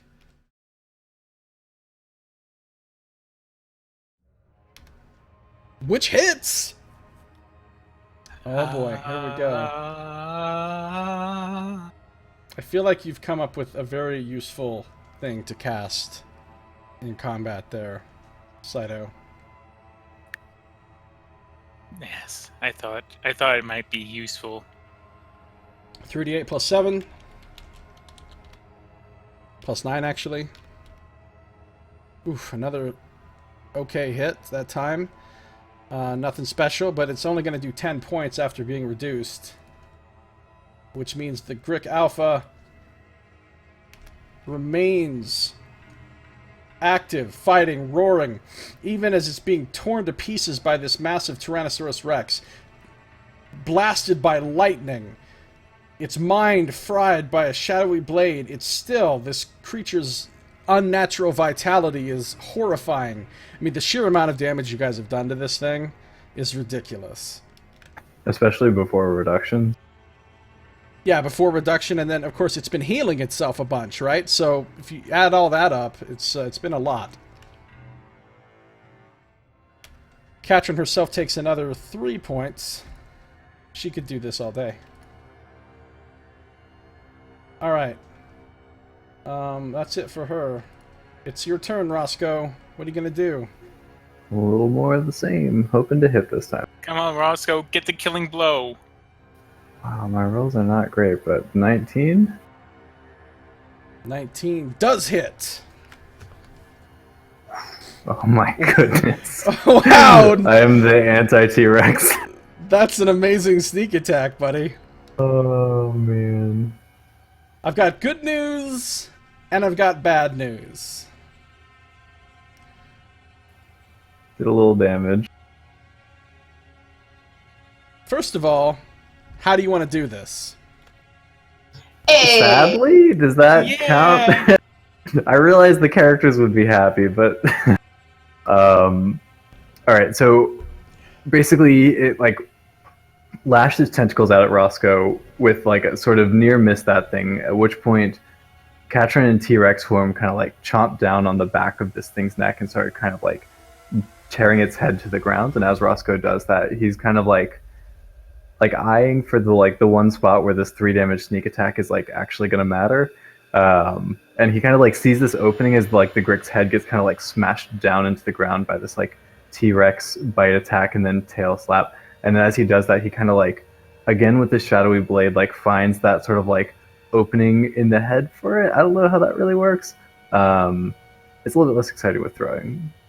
But he hits the precision attack, and I guess this thing starts, like, shrieking with its, like, awful cry that you were mentioning before, before sort of, like, shuddering and then going limp in the T-Rex's grasp. Nice. The good news is you've reduced the Grick to 0 hit points. But And that's killed not it. The bad news is this triggers the nuclear bomb inside of its chest. The bad news is this triggers the final frenzy. It does not immediately die. Despite the fact that it should be dead, somehow the unnatural necrotic energy within it continues to animate its ruined body, and it gains an additional free turn right away. Your turn immediately ends. Okay. So, it takes an extra turn, because that's what it gets to do when it gets reduced to 0. Hashtag boss shit. And the first thing it does with this immediate free turn is turn its shadowy gaze upon Roscoe, so make another con save. Yeah, not gonna do it. Okay, so that time you're taking 20 necrotic. Loss goes down.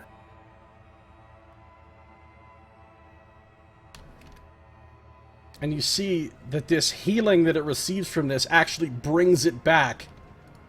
Motherfucker! Actually brings it back into animation as it sucks the blood out of Roscoe into its own body, mending its wounds just enough that it's able to right itself and become active once more. Now, it's going to...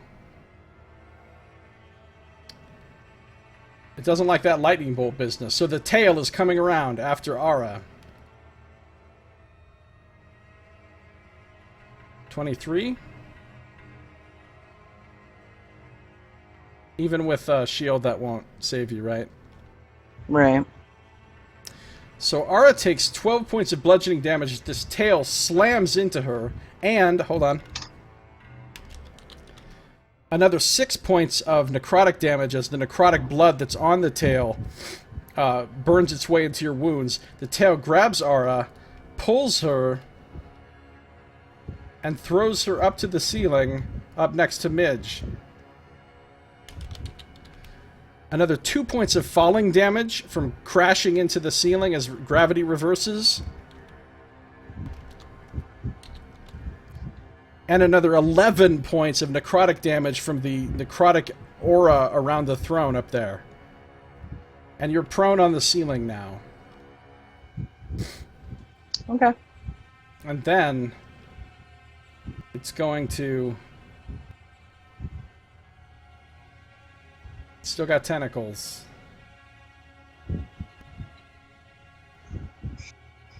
It's going after... It's finally going to go after this fucking T-Rex. So it's going to go tentacles on the T-Rex. Well, probably going to hit. Ooh, almost missed. Almost... Well, it has advantage. So, yeah. Oh, right. So the T-Rex is going to take a lot... Of course, it is taking half damage because it's raging. So that's going to do 30, but only 15. And then it's going to kind of grab on with the 3 tentacles that it has left. Really just 2, because one of them's kind of hanging there, not really paying attention, not really participating. 2 of the tentacles grab the sides of the T-Rex's head, bring it in close so that the beak can come down, aiming for one of the T-Rex's eyes. Also hits for another 19 plus necrotic 23, halved 11 more for Katrin. She still has 104 in T-Rex form. She's good. And that's it for the... Oh, you went up to the ceiling and took 11.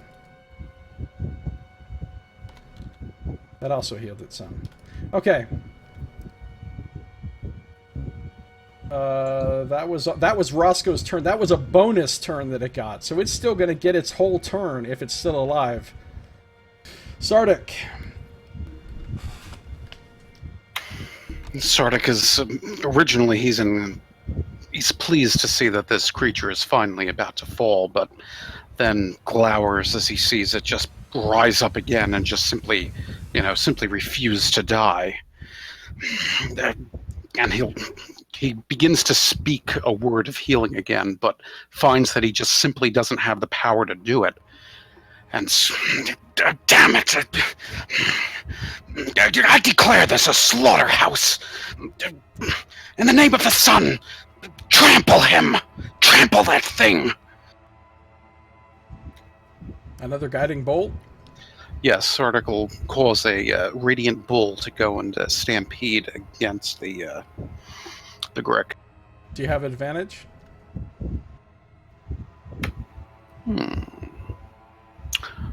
I don't believe so. Do you want to use inspiration? Oh, that's tempting. That is quite tempting. Do it. Yeah, I don't know.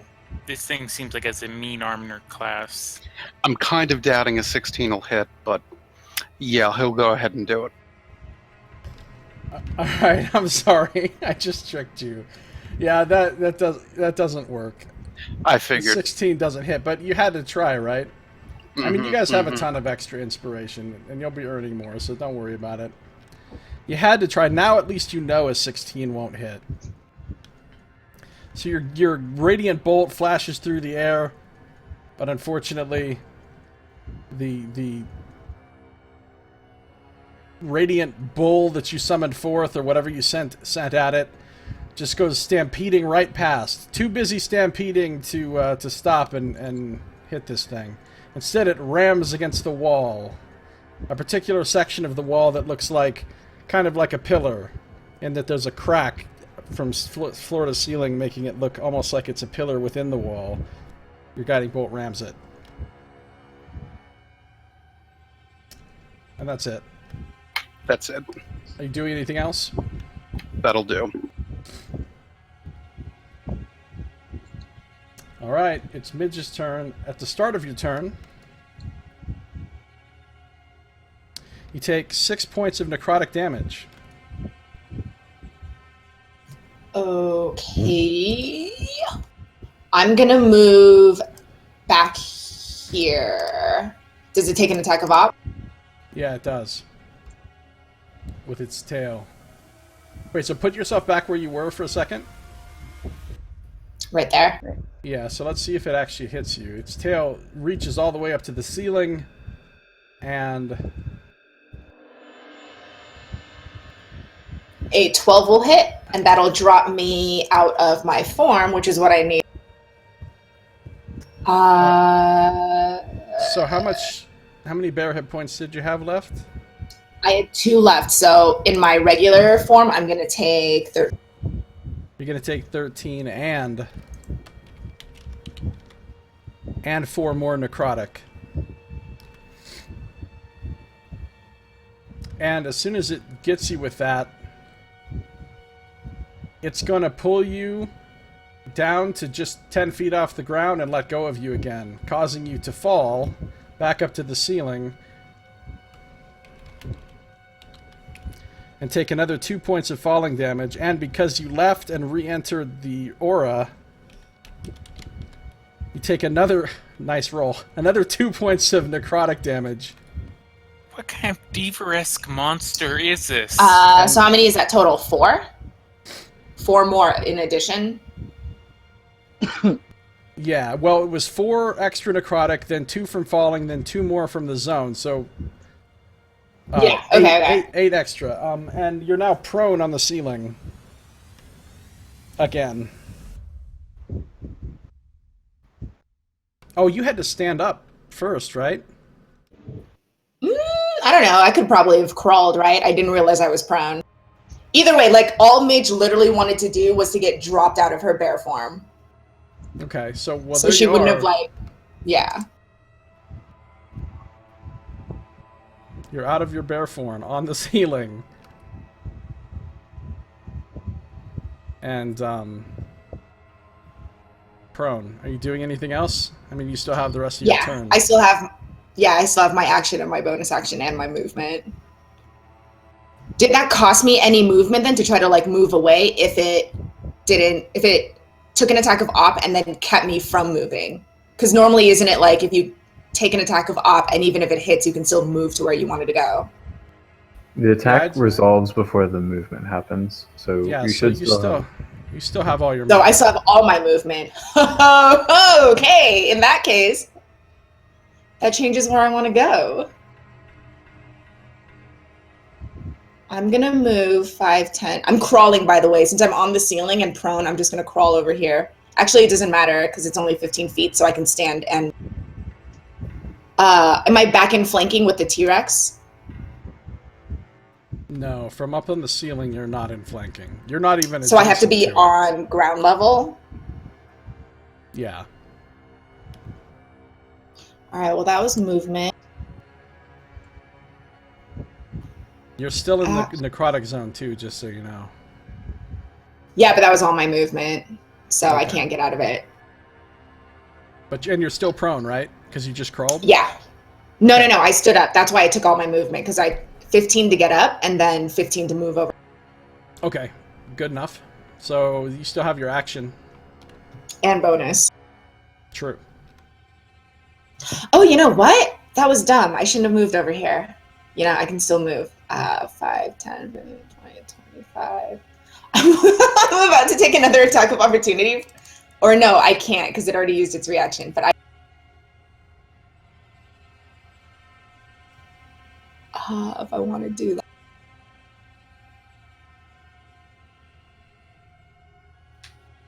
Tough decisions. Yeah. I don't know if I want to do that.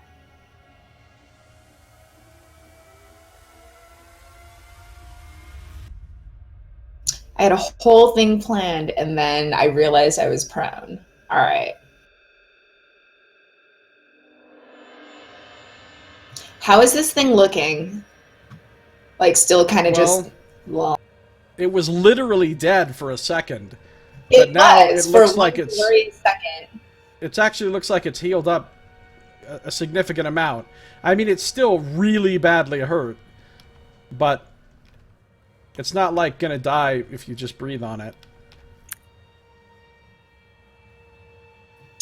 Okay, in that case.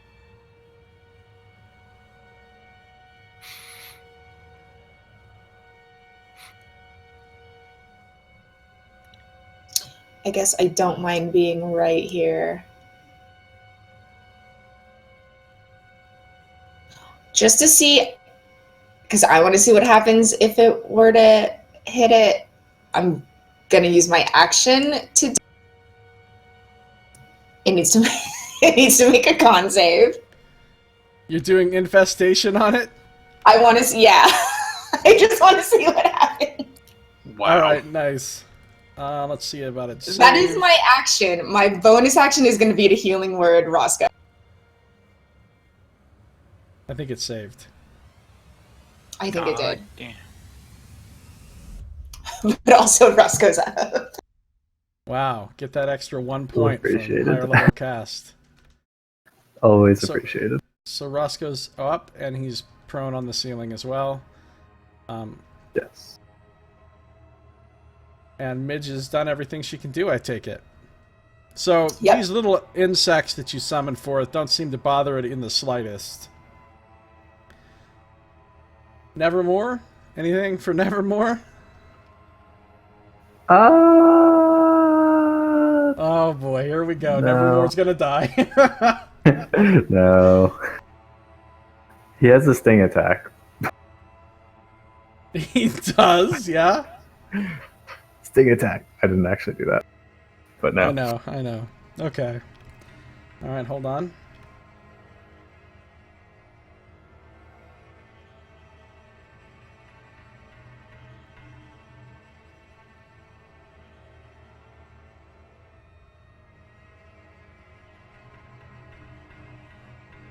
Make a perception check for Nevermore.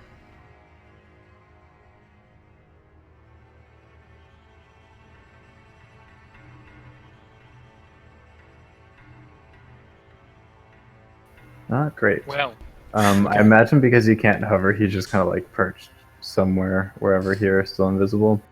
Alright, yeah, he doesn't notice anything. Okay, it's Azar's turn. well, let me see here. What is Azar going to do? I think Azar is probably just going to stay there, or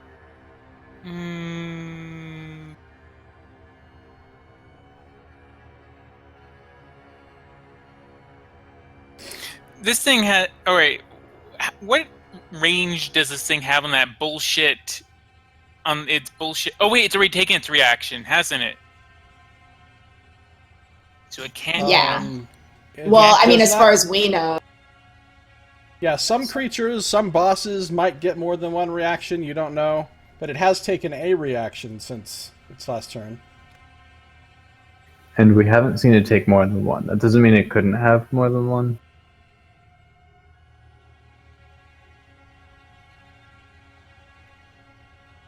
Right. I think I'm just gonna Reinforcements coming. cast Mage Armor, and then I'm going to. Well, wait. Why does my armor class keep disappearing? God damn it! Stop. You seem to have a lot of technical issues with your token. Yeah, and the freaking temporary hit points keep coming back. Why? I tell you, why? I couldn't tell you, my friend. As long as you know what's going on, you got it sorted out.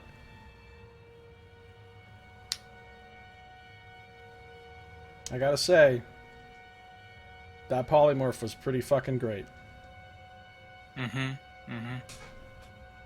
Well, yeah, I think I'm going to just put Mage Armor on myself. See, you And- have a spell you can cast. Yeah, I have a spell I can cast. Mage Armor. Yes. So now I have an armor class of 16. And, I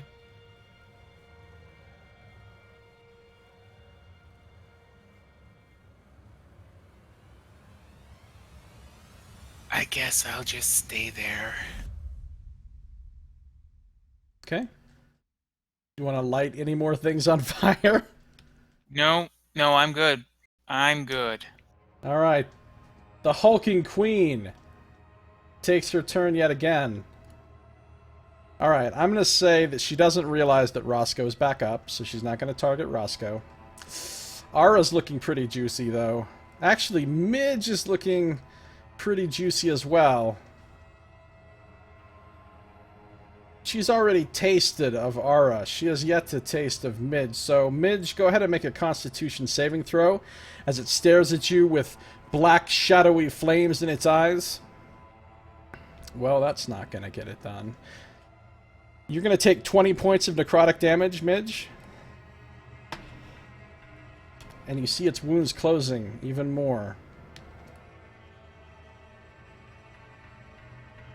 And then it's going to...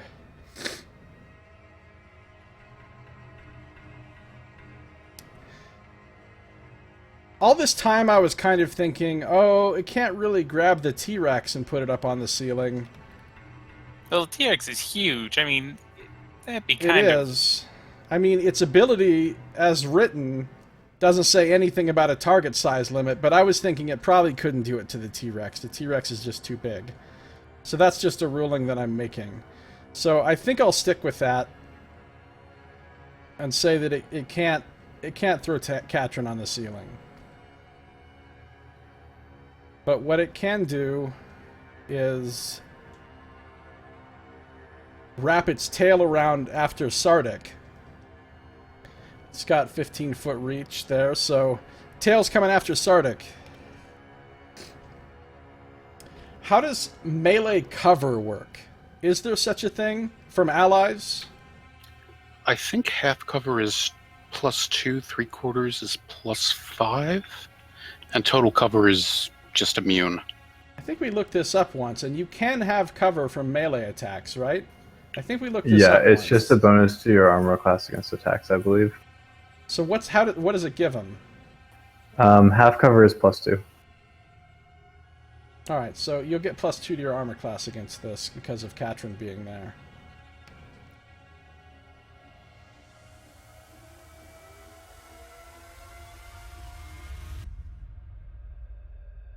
That probably misses, huh?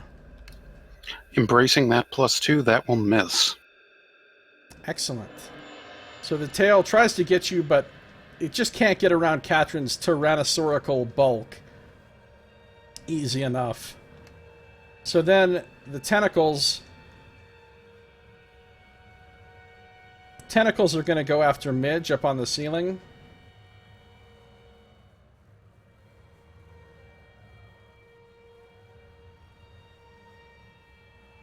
$14 probably misses, right?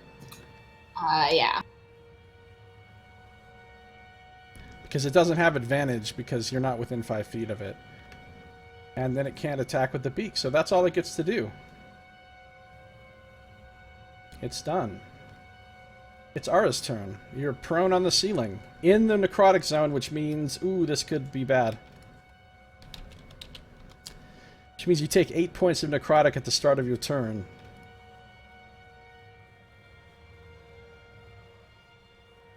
As you feel this black, shadowy energy around the throne sapping your life away.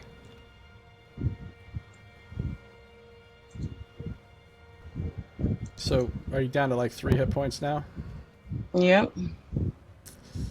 Ouch. But it is your turn. Scorching Rays. Okay.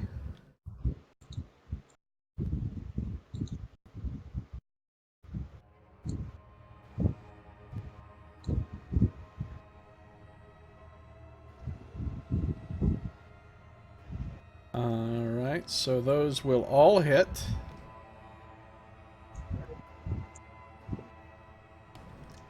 And that will do a total of 21 fire damage, all of which it takes. So there's a burning sensation and a burning sound as it sort of screams all along the side of its bulk. Flames ripple, searing its flesh to blackness. And that'll be my turn.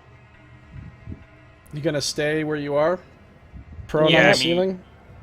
No, well, I mean, if I stand up, she's just gonna attack me. If I stay there, she's just gonna attack me. So, I But I think mean, you would I have will had to stay stand there. up, though. Because if you didn't stand up, you would have had disadvantage on those attack rolls.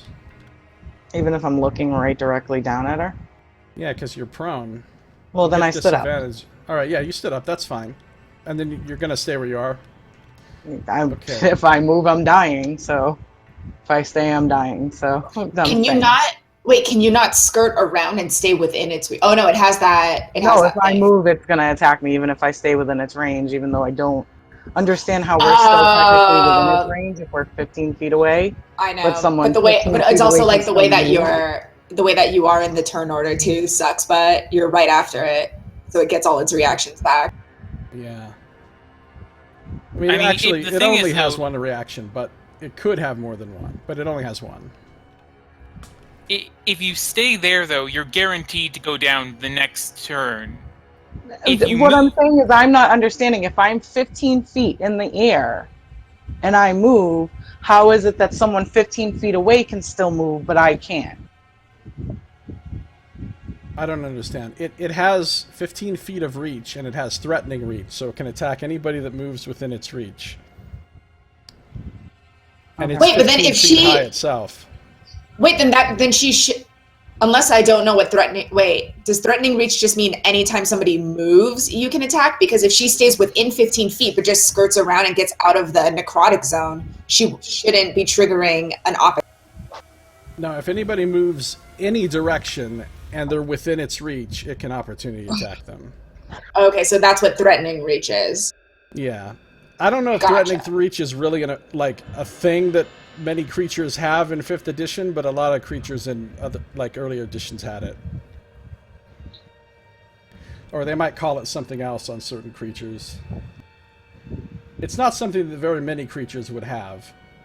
Usually just big tentacly monsters and stuff. Alright, so it's Katrin's turn. She still has a lot of Tyrannosaurus hit points left. She's going to try to maul this thing. She's going to try to bite it. She does not have flanking anymore, but she does have light from the burning pants. The burning pants! Yay. And she's going to hit.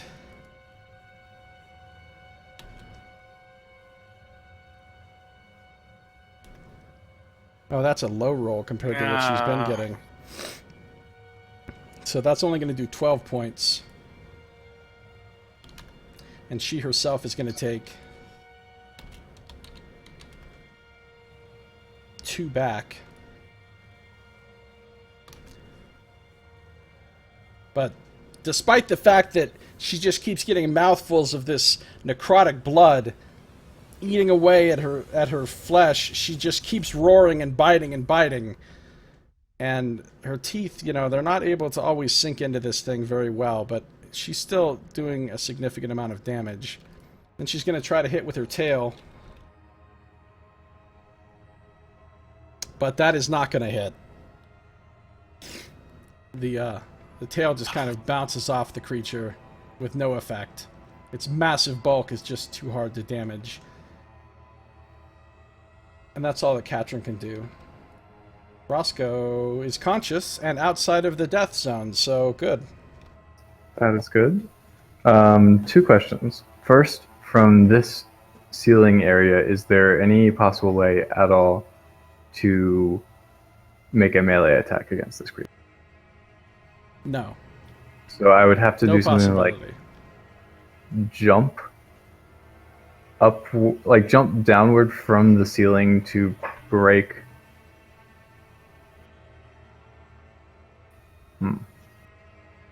You would need to be able to jump 20 feet straight up. I mean, it would be straight down, but it would be straight up for you. So Now you I could have, try climbing down the wall. That's an option. Or you could use some other form of ranged attack. So my range attacks aren't looking too pretty right now because I would get sneak attack, which is 2d6. But because I have the edge of the Mage Slayer in my hand, I can't actually use a bow, so I would have to throw a dagger. True. But I don't have many other. Oh wait, I have a whip. It's not long enough. It's only got a 10-foot 10? reach, not 15. And it's 15 foot. Roscoe's 5 feet. Like his hands would be. I think you could make the case that you could get a whip down far enough. If you think of this in terms of three-dimensional cubes, right? There's I'm saying if like Roscoe got like straight on top of it. There's essentially 6 5-foot cubes between the floor and the ceiling. It takes up 3 of those cubes. You take up 1 cube at the top. You can attack 2 cubes away from you with the whip, which means your whip still wouldn't quite get to it. All right. Well, then the best I can do is a dagger throw at it without booming blade. But I do have sneak attack because Katrin is there, so I will do that. All right, go for it. This doesn't have my mod. This is the offhand.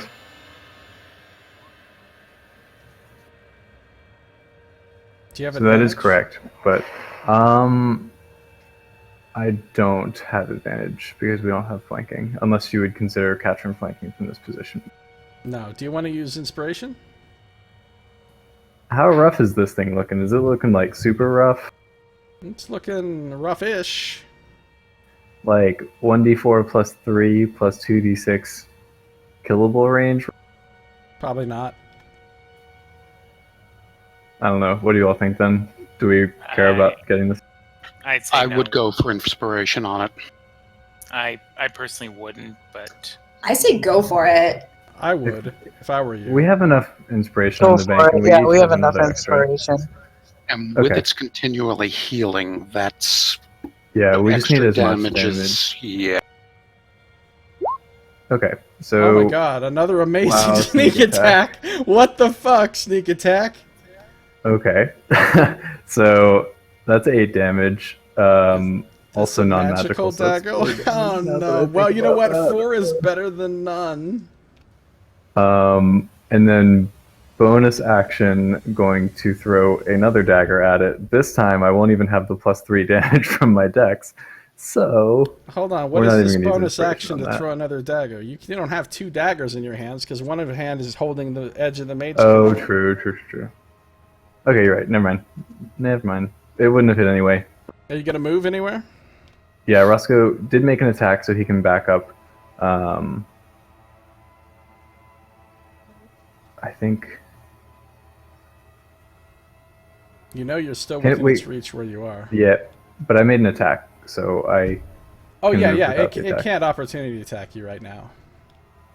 I'm where it looks like a good place to try and climb down from the wall, like out here, like on the rubble, or just anywhere. I will move out. There's not right really here. a good place particularly. Okay, Roscoe will end there. Okay. Back to you, Sardick. Sardick will again look at this thing that's dominating, and he's just going to quietly pray to his mother, the Blessed Mother, for another use of channel divinity. But as he does so, he's also going to bring his shield up and cause the strongest bull that he can muster to just stampede at this thing one more time. Ram the grick, don't ram the pillar! Ram the grick, don't ram the pillar.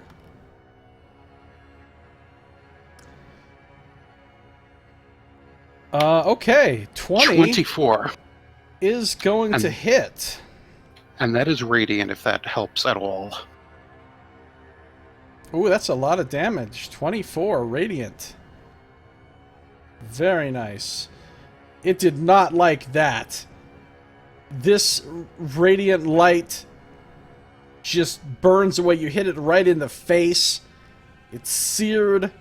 It's twitching, its tentacles writhing around everywhere. It's roaring, it's clacking its jaw, its big beak open and closed as a tremor passes through its massive body. And that looked like it hurt it very badly. But it is still hanging on to some vestige of animation.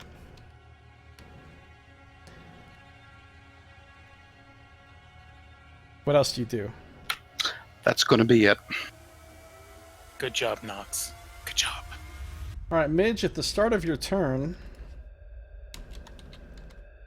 you take 7 points of necrotic damage. And that seems to heal the creature as well. Okay, that's what I was wondering about this necrotic zone. But it still looks very close to death. As are you.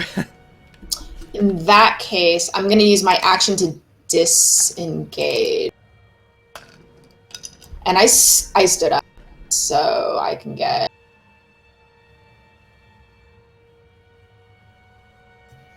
I'm going to get over here. And then I'm going to cast this at level 3. And I'm going to place it right on top of Ara. Oh, nice. Perfect. So, when they start their turn, they get the hit points. Yeah, so nothing happens right now, and it's a rat. Her intangible spirit, it kind of, for a moment, it almost looks like she summoned a rat, and then you like kind of can't see it anymore as it kind of like occupies Ara's space and then disappears. But I actually need to check to see if higher casting actually gives it another. Oh, did you cast it as a higher thing? Yeah, I cast it 1 level up because I don't have any level 2 spell slots left, but I don't actually know if that does anything. Alright, yeah, let me know. But yeah, that's my action, bonus action, and movement, so that's it for... Alright, Nevermore? Yes, Hang it's it a in higher, there? it's an additional dice. So it's 2d6 at the start of her turn. So she's going to take 2d6 damage and get 2d6 healing at the start of her turn. And hopefully it'll work in her favor. How are we feeling about Nevermore going for a sting attack now? Are we that desperate yet?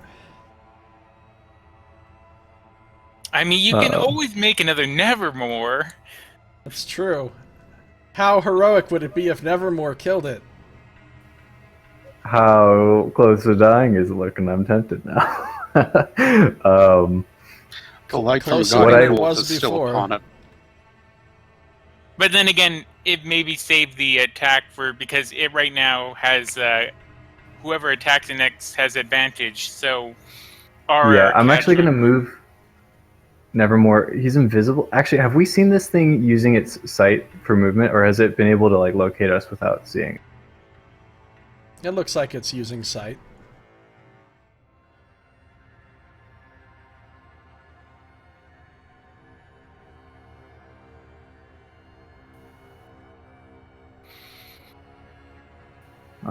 Did you hear me, Josiah? Yeah, did you hear me? Okay. No, I didn't. you hear I might me? have had a... Oh, I can no, now. it's using sight. It's looking around with its eyes. So an invisible Nevermore probably wouldn't provoke an attack of opportunity because you need sight of a creature for that. That sounds like a safe assumption. Sure. Well, if nothing else, I can maybe use its reaction. So Nevermore will come up here into a position where it is closer to do something if it is required, but still not do anything. Okay. It does not attack Nevermore, nor does it seem to notice that Nevermore exists. Good to know. All right, we're going to take a little break here, just a quick 5-minute break. But before we do, I'm going to leave it on a little bit of a cliffhanger because here's what's happening next in the turn order.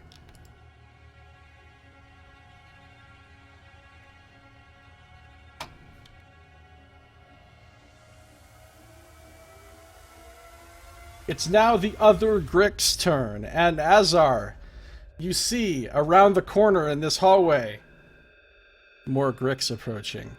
And with that, we'll take a little break. So see you back here in about 5 minutes. Sound good? Wow.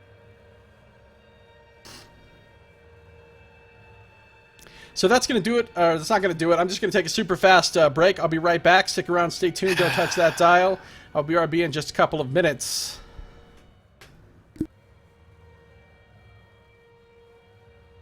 Well, I'll be back.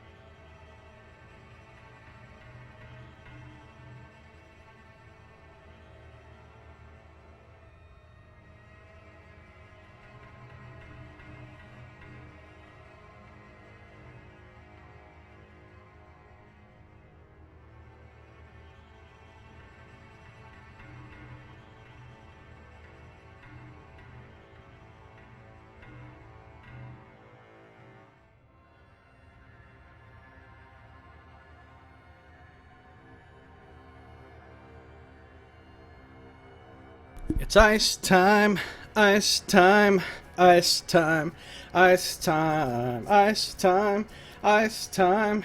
It is time for ice.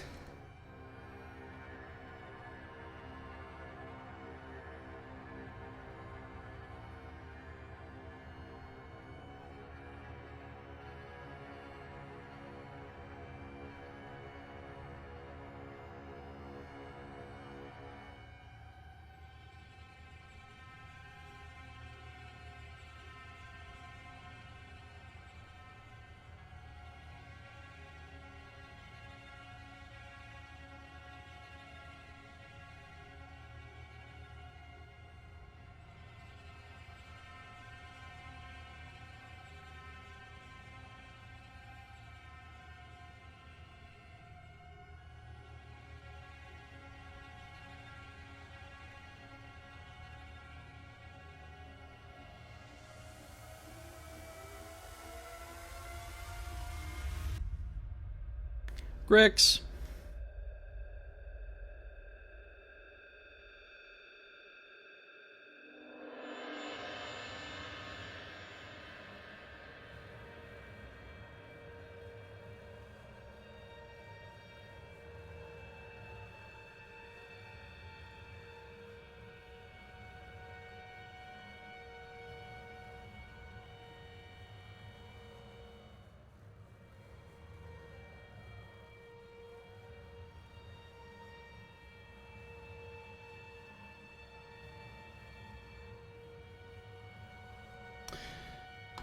Well, I'm back. I don't know about anybody else.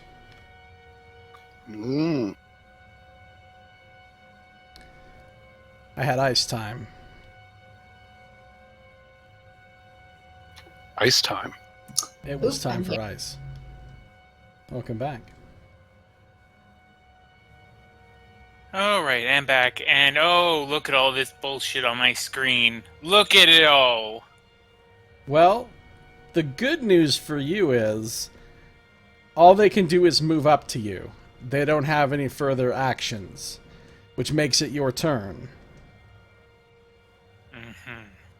Bad news is there's a shitload of Gricks there now. At least you have mage armor.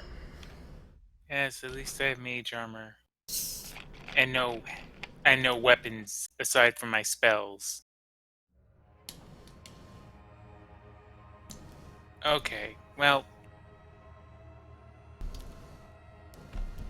I think that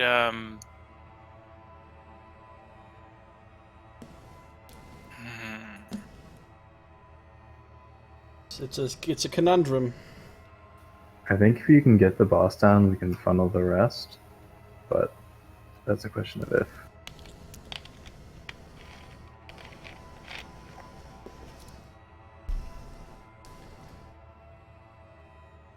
He yelled for them in the she yelled for them in the second round, and they've been slowly making their way here this whole time. Mm-hmm.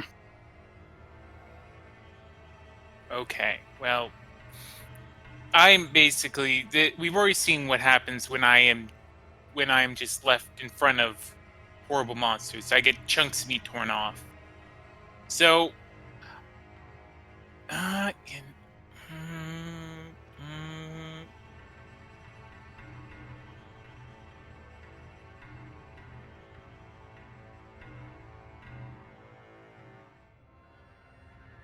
yeah, I think I'm gonna take a good old misty step.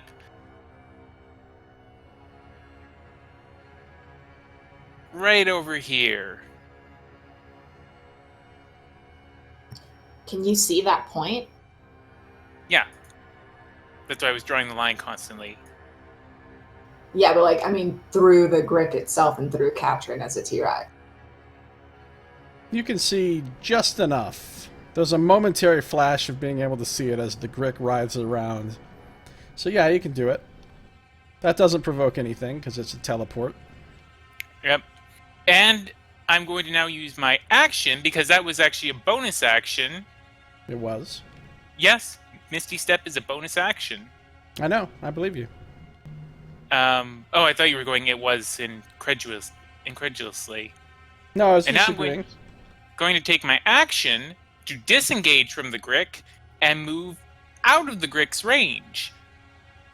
Perfect. Good job. Wisely done.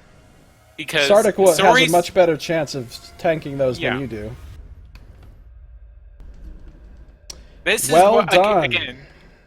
This is why I put my character together. He's he's basically going to be a coward who just lets other people fight for him. I think you're playing your wizard perfectly.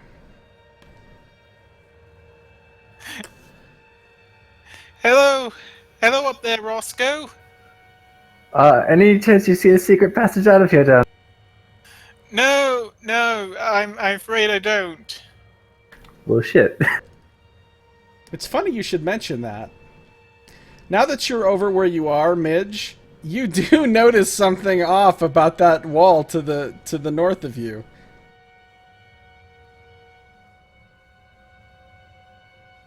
I don't know if she's back. This way? Yep. Noted. I mean, it's down at ground level, right? It's not up at ceiling level where you are. But yeah, you can notice it from where you are.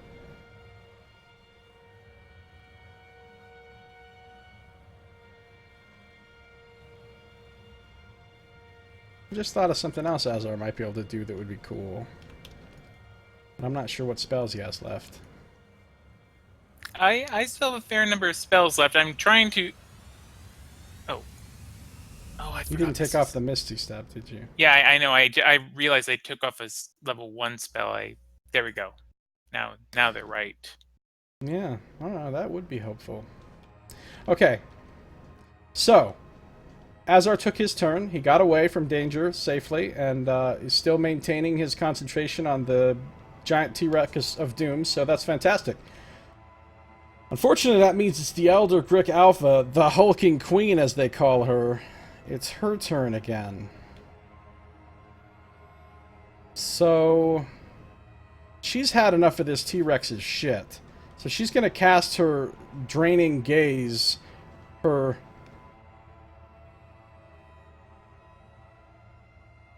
Long Hunger on Katrin. The good news is I think the T-Rex will have a decent con save, right? Not as good as Katrin's real con save, which is +9. The T-Rex's con save is +4.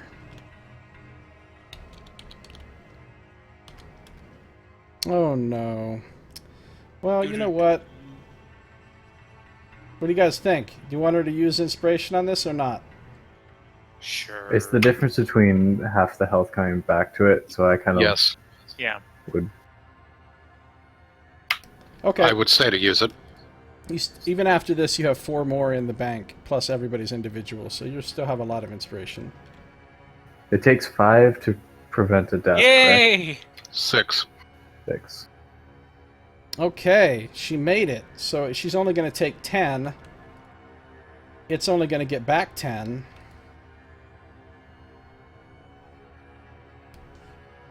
And actually, she's only going to take 5. Because rage.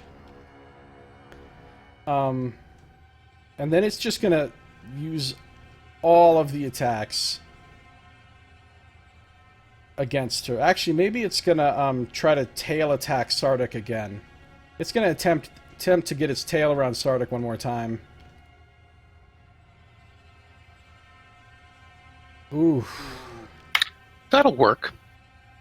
Alright, so its tail slams into you. You feel your ribs cracking as you take 14 points of bludgeoning damage. It is going to move you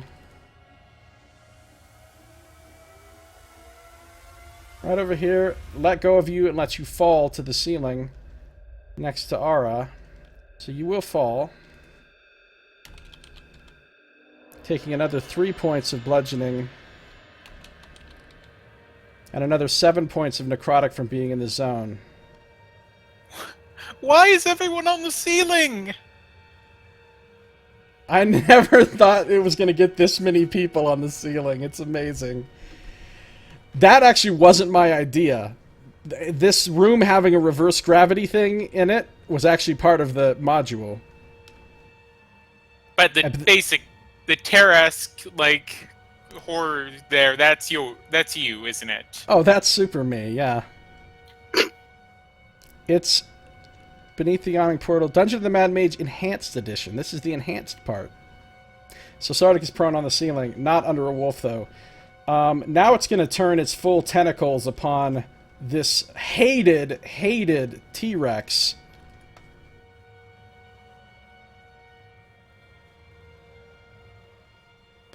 And that will hit for 23 slashing plus...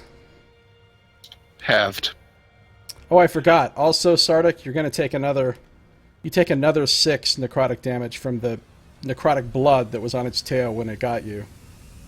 And then she's going to take an extra 4. So 27 halved is 13 Halved. for 13 for the T-Rex. Now it gets to beak her since it got her with the tentacles.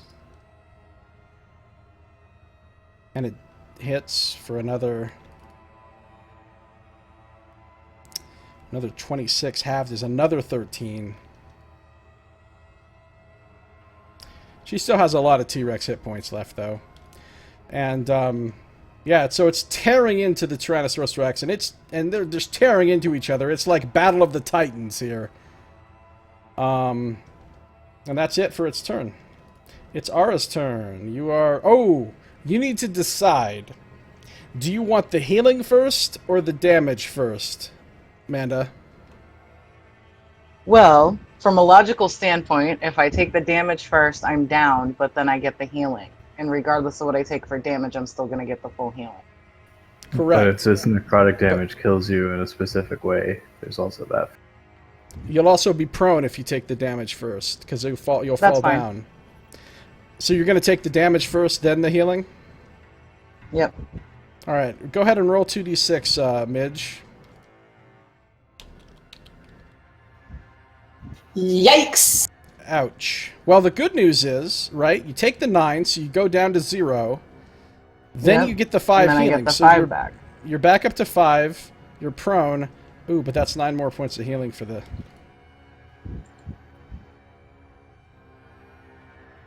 Yeah, you're going to want to get out of that red zone. Yeah, Can I please play my character? Thank you. Sorry. Yeah, of course, you So can do whatever I'm you going want. to cast darkness. Where? In the, like, just basically surrounded by me. Like, from the line where I am over to Sardick. Like, in that 15-foot radius. All right, so basically just surrounding you is what you're saying. Yeah, so it can't see me. Right, and it can't see Sardick. Right. But neither of you can And I'm okay with that because I have a general idea of the direction I should be going. see. All right, so a sphere of darkness appears on the ceiling. Sardick, you are suddenly struck blind and have no idea why.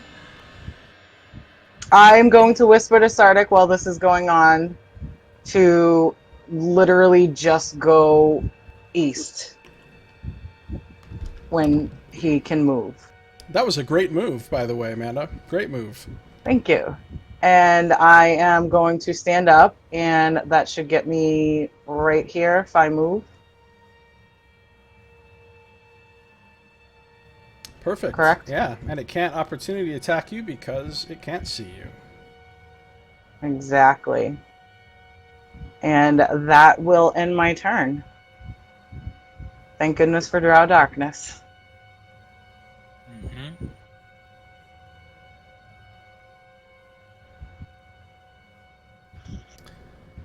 Perfect. That means it's Katrin the T-Rex's turn. And she gets So- advantage because of guiding light. Oh, nobody's attacked it since the guiding bolt? Nope. Right. Nope. Perfect. Advantage. Maybe she'll get a crit. That would be nice. Another one. How much did she do with that one crit? Like 80 damage or something? Something like that. But it Yeah. was halved.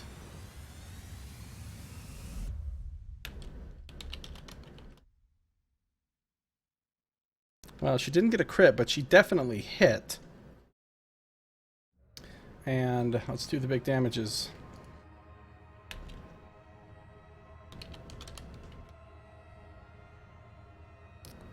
Not the best, but still decent. And then, so that's going to do 18? 16. 16. And she tears Plus- another chunk out of this thing. Plus the extra 1 for her raging. No, I added that already. That's Oh, why it's okay. +9 instead of +7. I see. So that takes a chunk. She's going to take some necrotic damage back from the necrotic blood. It's only going to be 3 points for her, though. Then she'll try to hit with her tail.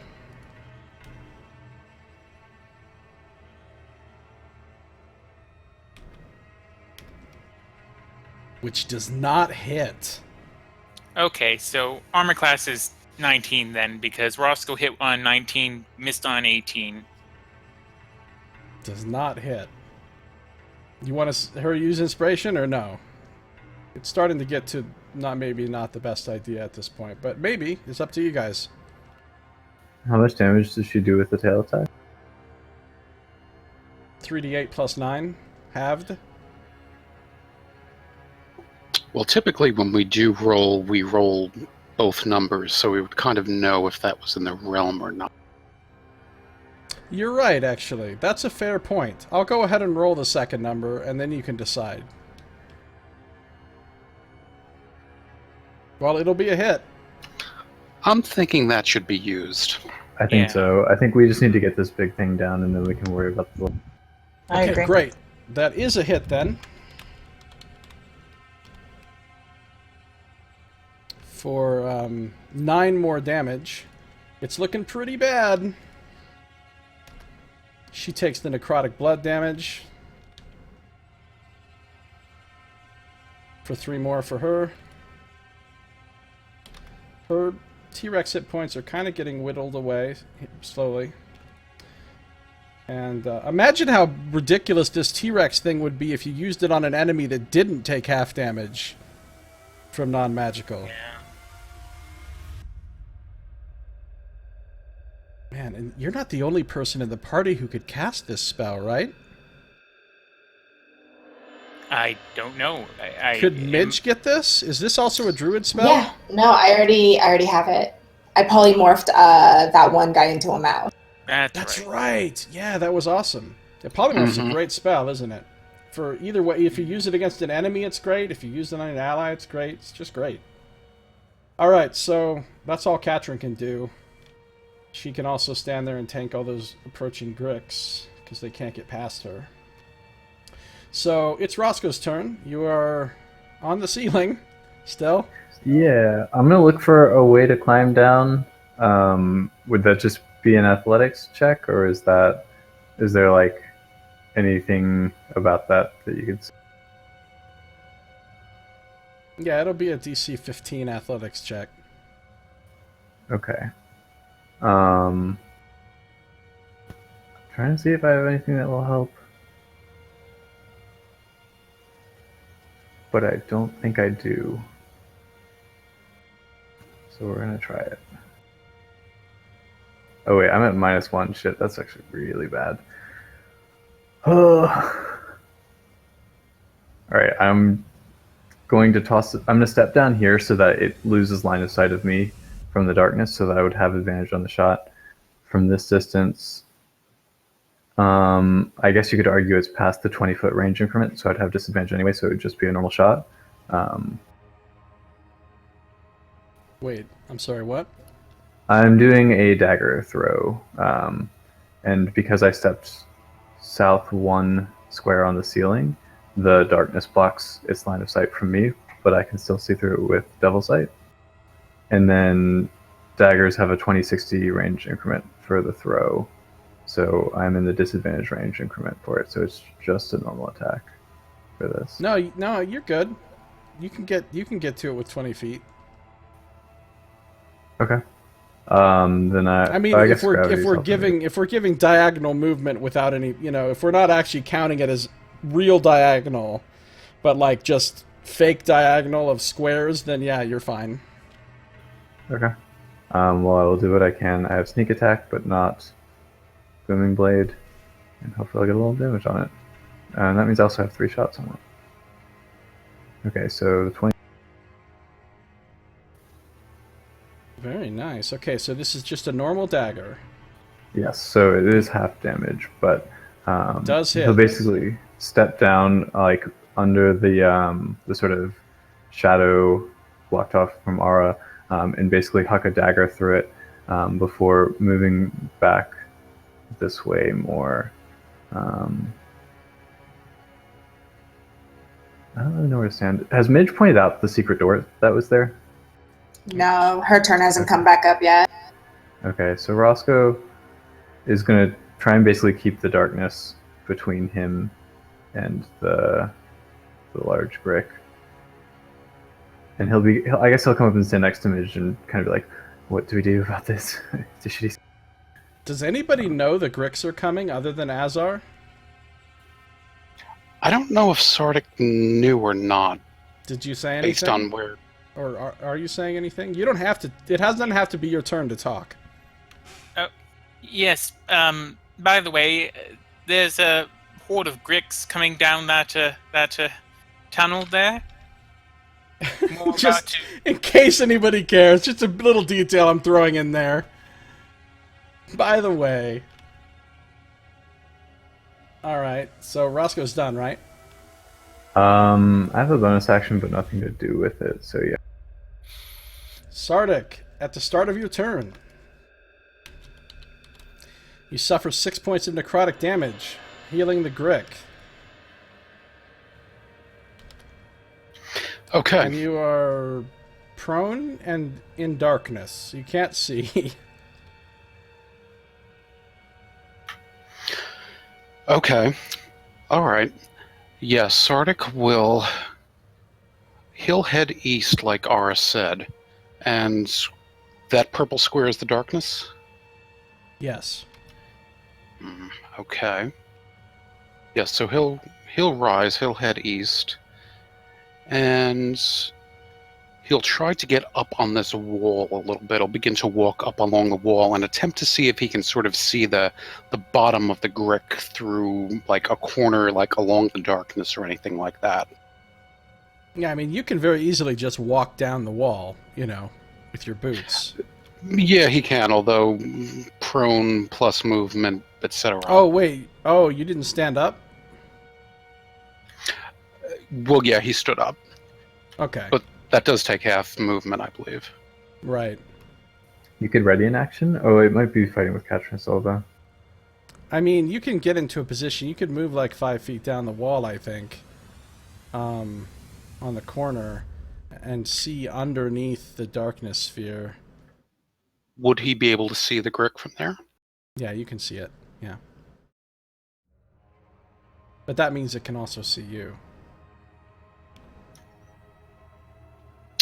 Okay. All right.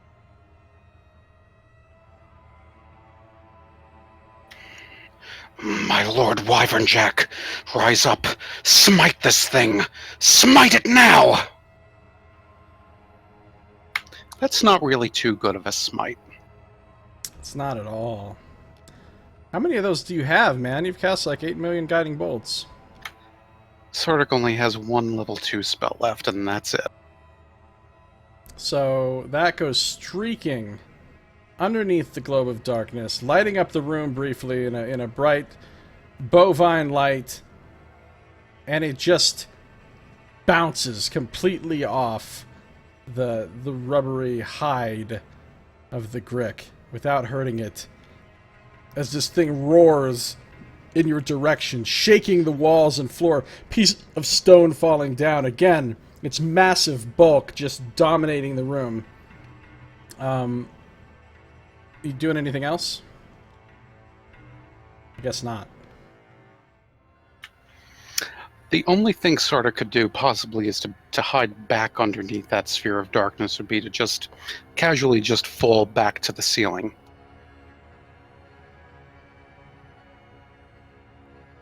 Okay, sure. I'll let you do that. Okay. Alright, Midge. Okay, I don't know where the little thing I was using for my healing spirit went, but I'm going to use my bonus action to move it back on top of... Alright. Hearing spirits back on top of Ara, no problem. If I move myself, like right over here, would I be able to see the Grick? I would say where you were before, you could see the Grick, because you're far enough back that you could look under the darkness and see the bottom of it. If you get too close to the darkness... Well, yeah, if you move to that spot you just indicated, you could also see it, though. Okay, well, let me see the range. Can I... Either way, I can see it. Can I change Roscoe's movement to a place where he wouldn't be visible? Because the point was... Sorry, who are you? No, I was just measuring to make sure that if I don't need to move to see it and I still have range, then I'm just going to...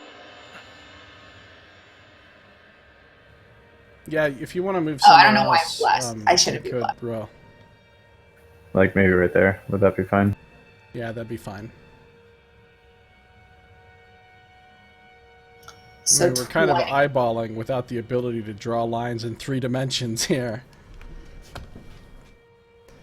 Anyway, what did you do? Oh, another acid arrow.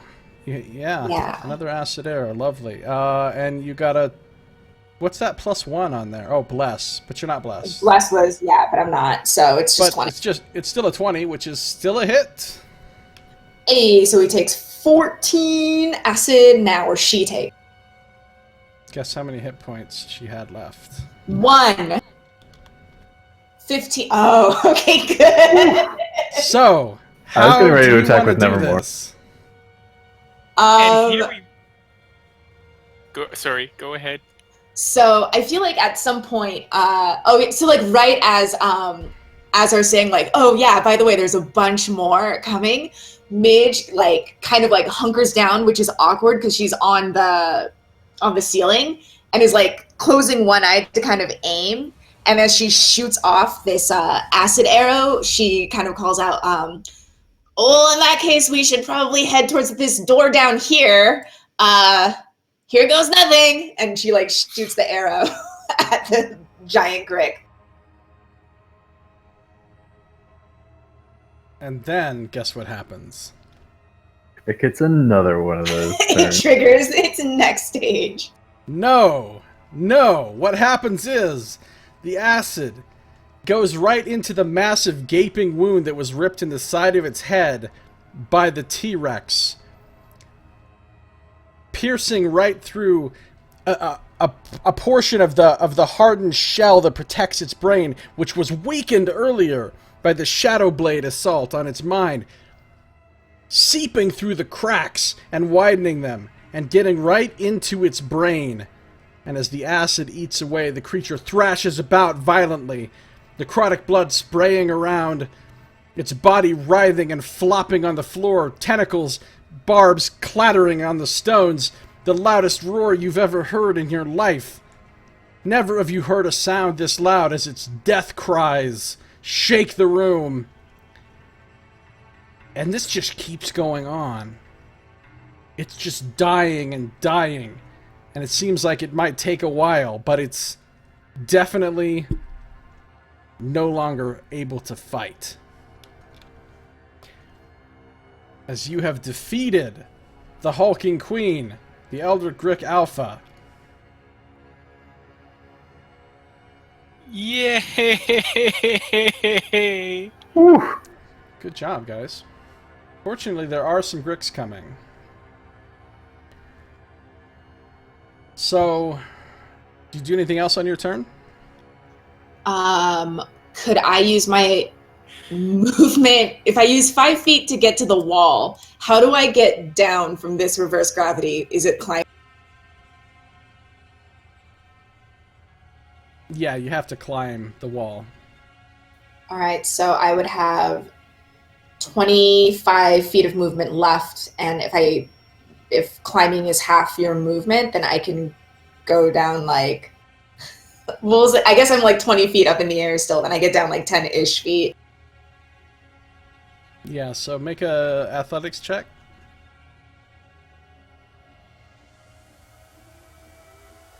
Alright, you're able to successfully climb. How much movement did you have left? It took me 5 feet to get to the wall, and then I would have 25 feet left. So essentially, like half. Yeah, so you can only get down about 10 feet. Yeah, so that's fine. You're still in the reverse gravity. So am I but being you're like clinging to the pulled? wall. Okay, yeah. So like it actually takes effort to hang on. Like if I were to let go of the wall, would I just be brought back up? Yeah, if you let go, you would fall back up to the ceiling, because that's where gravity is for you. Okay.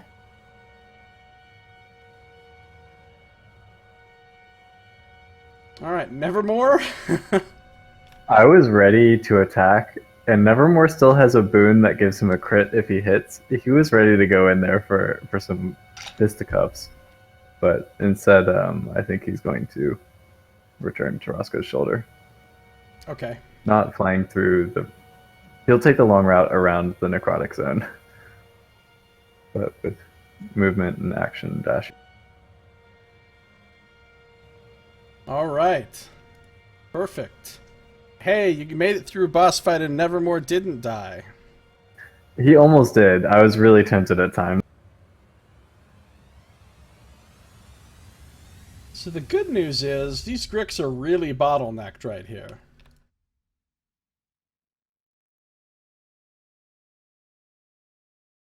Perfect for a T-Rex to eat. They're really bottlenecked, and only one of them can come up and attack Katrin. So it's going to attack with its little tentacles. They seem like such pathetic little creatures now after facing the giant queen. They're just like these little miniature versions of what you just fought. They're not scary at all at this point. They're the fun size. And it can't hit her. So what's Azar gonna do? Well, Azar is gonna say, first off, excellent shot there, Midge! I have a question for you. How long, what's the max duration on that polymorph? Should be an hour. Yeah. Oh, wow. Okay, cool. Anyway, so, yes. Excellent shot there, Midge! Good. I hope you get done this thing. I'm gonna go help, Katrin deal with the bricks now. Do you have any way? Well, hey, hold on. Do you have any way to make the gravity work normal? Not that I know of. You do have one thing. I have levitate, but I mean, you might not necessarily want to do this, but you could levitate somebody off the ceiling down out of the reverse gravity.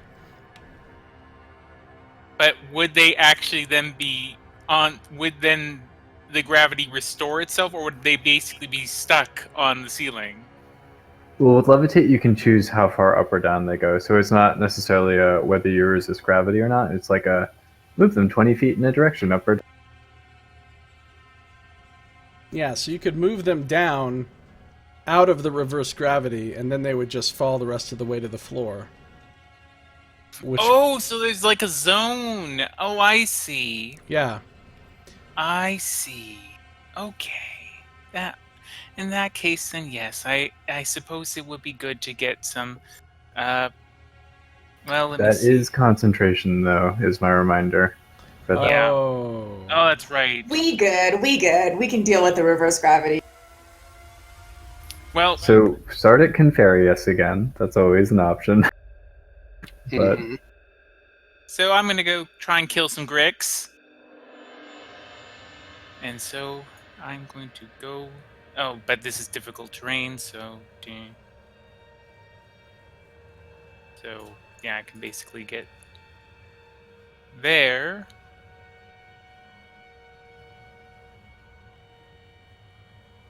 And so, yeah, I'm going to get there and I'm going to toll the dead.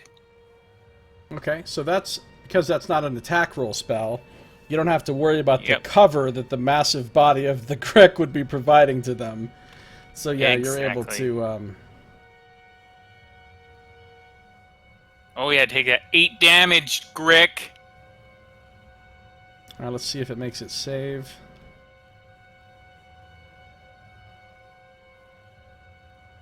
Wisdom save. Wow. God damn it. Wow, that's surprisingly good. I guess you're done, huh? Yeah, I'm done. The Grick Alpha gets to do nothing because it is actually dead. Still thrashing around, though. Ara.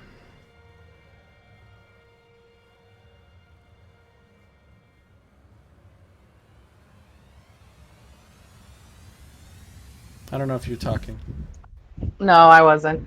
I was trying to. I have lock on my phone, so I have to unlock the phone and unmute. All right, so we got 10. You take 5 hit points before you move out of Woo! there. Thank you. Oh, yeah, Anyone else who that's- moves into that on their turn, you get 2d6 BD7. Oh, it's good to know. How long can you sustain that for? A minute. So that 2 means it's been 2 rounds so far on my turn. Perfect. All right, so I'm gonna scoop by here. So that means I can actually see from where I am on the ceiling. I can see the Grick, or no? Yes, you can. All right, You got any fireballs left? I actually could, but I wasn't sure if I could actually light up in the hall.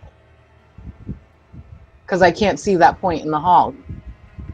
Yeah. Like, I can it's see here. It's a little bit questionable where you actually have line of sight to.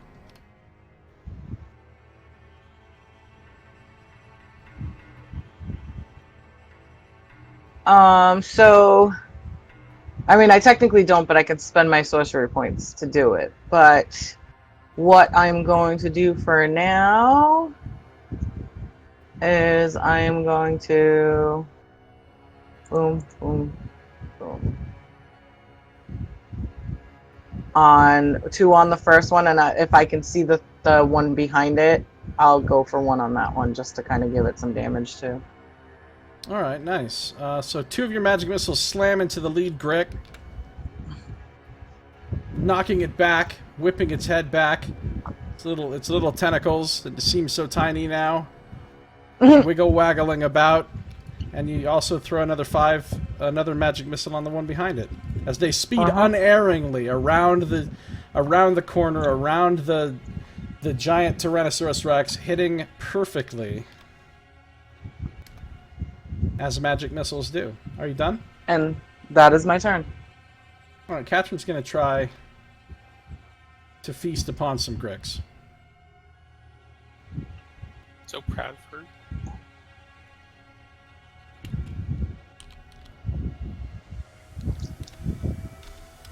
How many rounds do you guys think it's been, this whole fight so far? Anybody have any concept? 4 or 5. I want to say like... I think it's been at least 6. I think it's been 5. 5. 7 was sticking in my head, but... I think this is 6, because I know Roscoe made 3 attacks with Shadow Blade, and then 2 without, and then this is going to be the 6th. So... But there was also there was a round last session as well, before... I'm including that with the 3. Okay. Alright.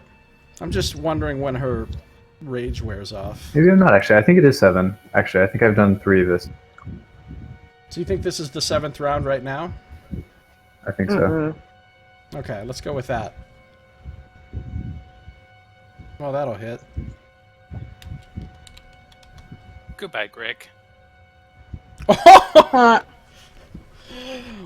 Well, that Grick just gets bit clean in half, and Katrin throws her massive T-Rex head around back and forth, and just chunks and pieces of the Grick just go flying and splattering against the walls.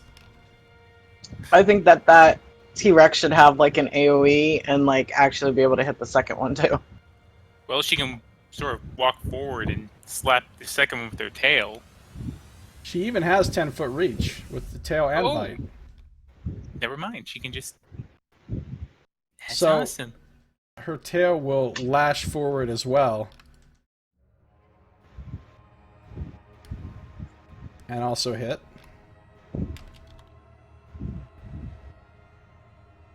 For 20.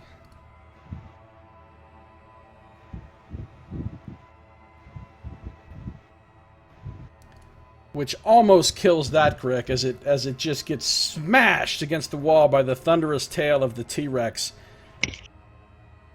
And yeah, wow. You almost think you see a tear come to Azar's eye. I'm so proud of her. I think you guys could literally just leave and Katrin could easily kill all these Gricks coming at her one at a time. I think I need to be here to maintain concentration, but other than that... Yeah, like how far away can you be and still... I don't think there's a restriction on it. I think as long as you're concentrating. Really? They don't specify it anywhere, so that's where I get that from. Well, it's Roscoe's turn. Roscoe's. He's going to move into the Healing Spirit as verse 5. Alright, Midge, go ahead and give him 2d6 healing. I will take it. Thank you.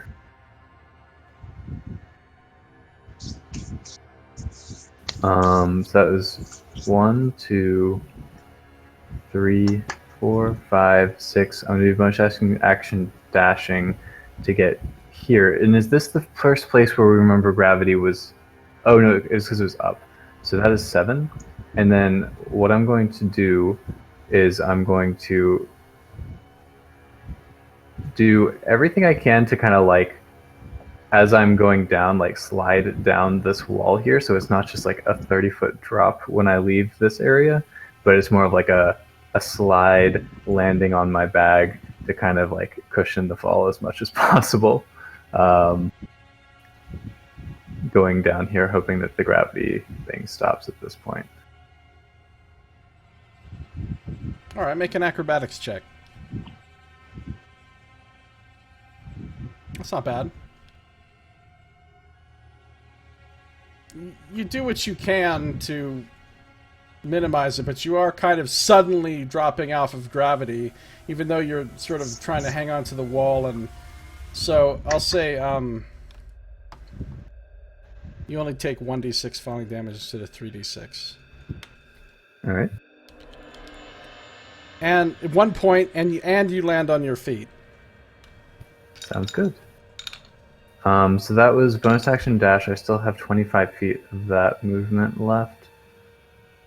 Are we saying that I can like see through Katrin's? Oh, actually, I don't even have any daggers left. You can see Is one of my daggers I threw at this thing easily visible? Sure, why not? It's sticking right Okay, there. Roscoe, as he's kind of like sliding down, he's going to see like a dagger that was like just poking out of the side of it, not really doing very much of anything. He's going to grab it and kind of like one motion continue down here behind Katrin and take a throw at the one all the way down there. It's not going to do much, but it's...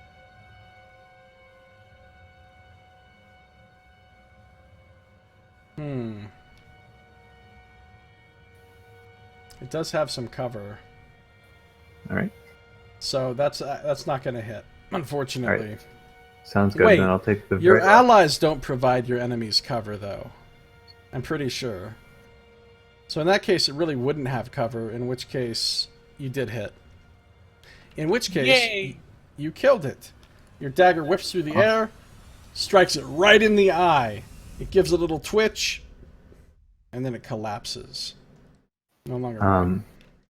And with that, Roscoe will kind of wait here, ready to sort of like help catch people as they come down if they're going to come off the roof here. And to be right there, just to kind of like help people ease the fall as if possible. All right, Sardick. Sardick will behold this minotaur on high and kind of take a moment to kind of assess it. And he'll wonder to himself for a moment that since it seems to have this aura of, I'm assuming this necrotic aura is about it as opposed to the Greek Alpha. Correct.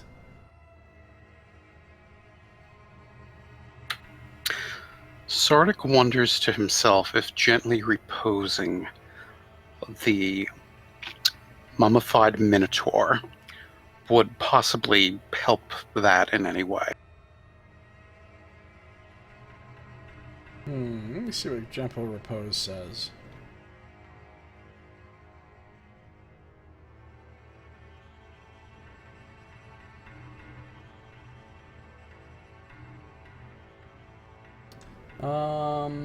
You touch a corpse or other remains. It's protected from decay and can't become undead.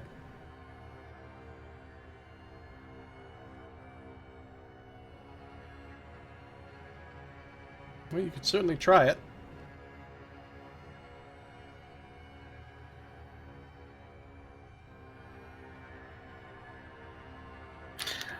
If he didn't know for certain, I think Sardick would kind of hold on to his one last remaining bit of divine power. So he'll go ahead and take a moment and walk in the square of healing. What does the healing spirit look like? It's a little rat. Nice. That's perfect for Nox here. Like, But it is up in the air. It's on the ceiling. So is it floating? It's like standing. Like its hind legs are on the ceiling, so it looks like it's. All right. We're nice. A little spirit rat. It's a good heal. It's a good heal. So what's Sardick doing then after that? The great dungeon rat. So he'll go ahead and he'll begin to walk down the wall, but he'll go over here and see Midge kind of struggling to get hold of, try to get hold of it. So he'll go ahead over here, and he'll take her as he begins to walk down, and he'll go ahead and use his action as well to effectively dash. So he'll just kind of grab her and just bring her down to the bottom. All right, cool. You're both at the bottom. Yes. Unless you're going to try to fight against him, Midge. No, I let this happen. Okay, so you're both at the bottom. And that'll do. All right, well, it's your turn, Midge. And you're at the bottom. All right. Perfect. Bonus action, I'm going to move. Or I guess the rat itself just like kind of scuttles over and like rests where Aura is again. And I would like to... Would it take an action to do like a perception check to see if I hear anything on the other side of this? I would say, yeah. If you're like deliberately trying to listen at the wall and see if you can hear anything, it'll take an action. Okay, then I will do that. And I'm going to listen. Ooh. So it's the same as your passive. Oh, You don't okay. hear anything. I would say as much. I would look over to Sardick and say, well, it doesn't sound like... Maybe I'm lying to you. You might actually hear something. Very faint, because your perception is very good. Oh, wait. Oh, right. But you don't... My ruling is you don't ever really roll lower than your passive. If your passive was good enough to hear or see something, then you rolling isn't going to make you suddenly not hear or see it. Oh, okay. So, with just your passive, you'd have a 17. And since you're taking an action, I would say, you can actually hear, very faintly, what sounds like a person sobbing. But it's very muffled. You can barely hear it. In that case, that changes things. I look over to Sardick and will say, it sounds like there might be someone on the other side of this door. It almost sounds like they're crying? I don't know. And I'm not trying to open the door, but I do want to like give it a tug to see if it's like locked. Okay, now you haven't actually found the door yet. You've just noticed. I just know that there's the. You've the just wall's noticed weird. that there's something about this wall, but you haven't actually located the secret door per se, which will require an investigation check. Okay, then that's what I will do with my action. I say I hear someone, possibly someone crying on the other side of this wall, and then I... Really? Are That. you sure? And I'm going to start feeling around. You can't quite figure out where the catch for it would be. So this action has not revealed the location to you. All right, like as Midge is kind of just feeling around, she's like, I think I'm sure. It's kind of like that other situation where I thought there was something on a wall, but I just couldn't find. I mean, at this point, you're pretty certain there's a secret door. You just haven't figured out how to open it.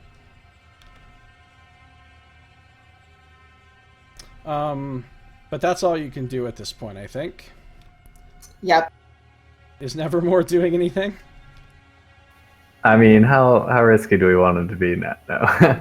He'll chill. Alright, at this point, having seen their massive queen die, as she has now stopped thrashing around and is laying still, the Gricks seem to be yelling to each other in their silent way. Then watching this giant T-Rex, which is in front of them, bite one in half, and then the other one behind it immediately dying as well. These Gricks have lost their will for this fight. So they are fleeing en masse.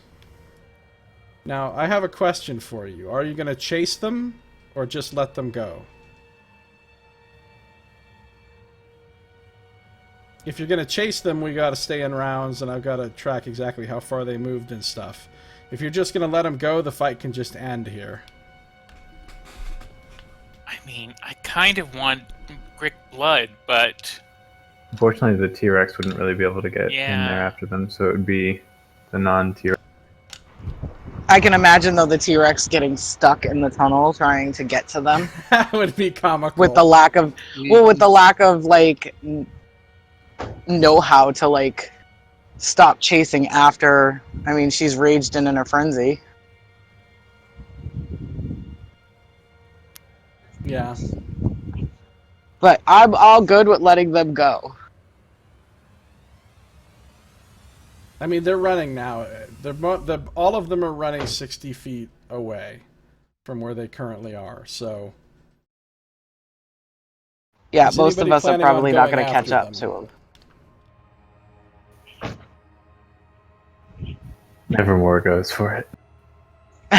All of them. Nevermore. So are we done then? I think we are. Yeah, Sardick wouldn't be chasing them. Looks like All right, we're done. congratulations. You have finished your first true boss fight, the first real challenge for the group. And you did a great job, everybody. I only died twice. We had a good number of people go to... So Ara went down twice, Roscoe went down once.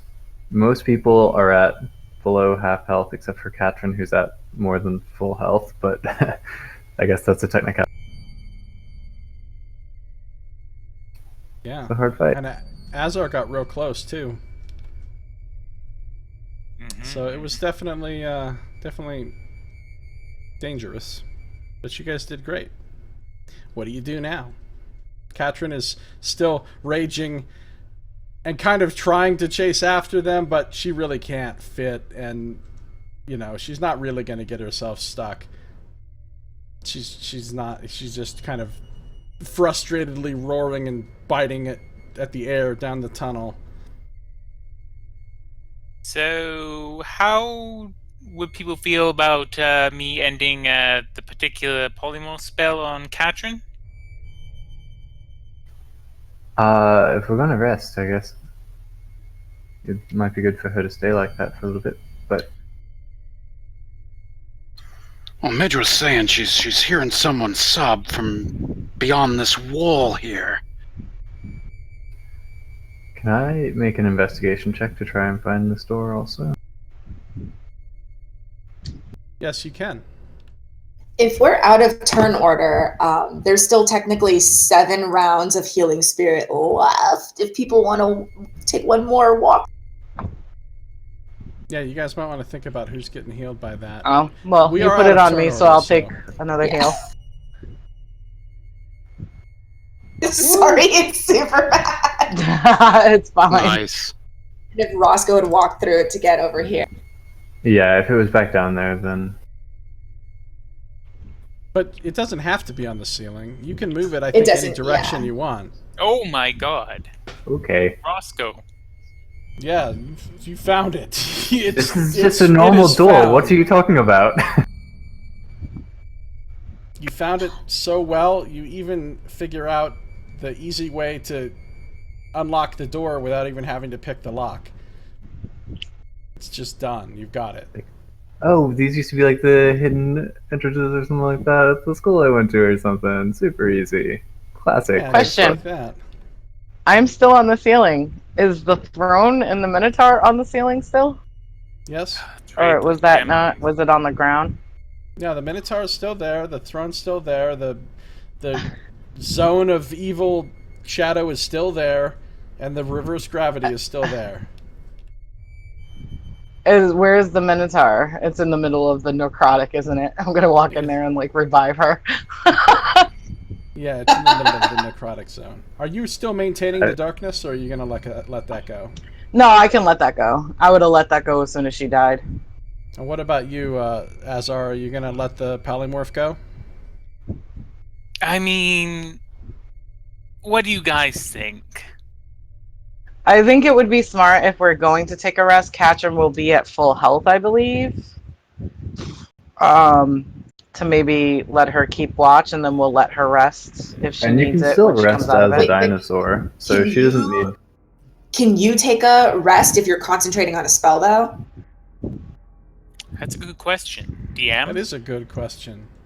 I don't know. I believe so. Let me just check. Also, are we gonna investigate this minotaur with the jeweled eyes or whatever? I mean, We're it really feels like we going should. to short rest first, in my opinion. I would love You're a short fine. rest. You look fine. I'm much more fine with the healing that you gave me. Well, on a technicality, I don't think we can take another short rest in the same 24-hour span. Long rest, no, but short rest, yes. We can get some hit dice.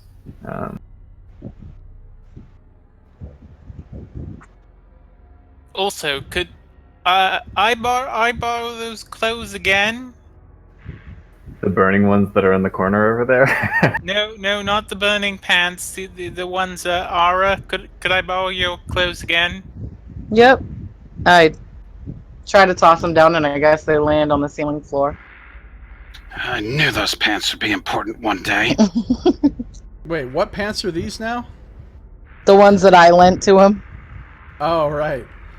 Okay, it doesn't. The rules don't specify either in the spellcasting chapter or the resting section, so I'm just gonna rule that yes, you can concentrate on a spell while resting. Good to know. And she can start her rest in T-Rex form, so she can still get most of, like, she can still get the rest, she'll just spend most of it as a T-Rex in case there's any surprise. So just so you guys know, now that you're done fighting, let's see if there's anything else you notice in the room here. So there's a lot of debris around. Keep in mind there are gems in the eyes of the Minotaur Yes. mummy, and there is a shadowy axe laying there. In addition, Ara, from your perch up on the ceiling, now that you're no longer focused on not getting killed, you notice something very interesting in sticking out of the pile, one of the piles of rubble down on the floor. Just barely sticking out, but it's kind of shiny. In fact, the light from the burning pants reflects nicely off of it. And what it is, as far as you can tell, is a large silver scale. A very large silver scale. Like a dragon silver scale? You don't know anything else that has large silver scales like this. And it's on the rubble on the ground? It's stuck in one of the piles of rubble on the ground, yes. Someone get me down, someone get me down, someone get me down, and make grabby hands. All right, I'm coming here. I'm coming. And Sardick will go on up and he'll go ahead and ferry Ara down. I assume you guys are avoiding going into the necrotic zone? Yes. Okay. Yeah, Alright, at you least can for get the her down, time it's being. no problem. Alright, so where is this rubble located? Which one? Alright, I beeline to it. Around the necrotic square. Okay, there's a very large silver scale sticking up out of the rubble. I mean, there's Can a I, bunch of like- rubble kind of piled around it, so you'd have to, like, move a bunch of rubble to get it out of there. Oh, I'm digging. I'm digging. Okay. It'll take you a few minutes, but you can do it. Alright, and then I feel like I pull it out and it hangs above my head like it would in a Legend of Zelda game. Do-do-do-do. Yeah. Nice. Alright, this is a huge scale. It weighs 40 pounds. Oh, it's I'm not gonna be able to carry it. radiating. It is radiating cold. Like, a lot of cold. Now, you are not bothered by this particular cold. But No. you think if anybody else that wasn't protected from cold were to try to carry this or hold on to it or touch it for any length of time, that it would, like, be too cold for them. Unless they had some protection against cold. Like, say, like a bag of holding? This will not fit into the mouth of the Damn bag it. of holding. I want it. Too cool for us. So while she's digging in the rubble, what is everyone else doing?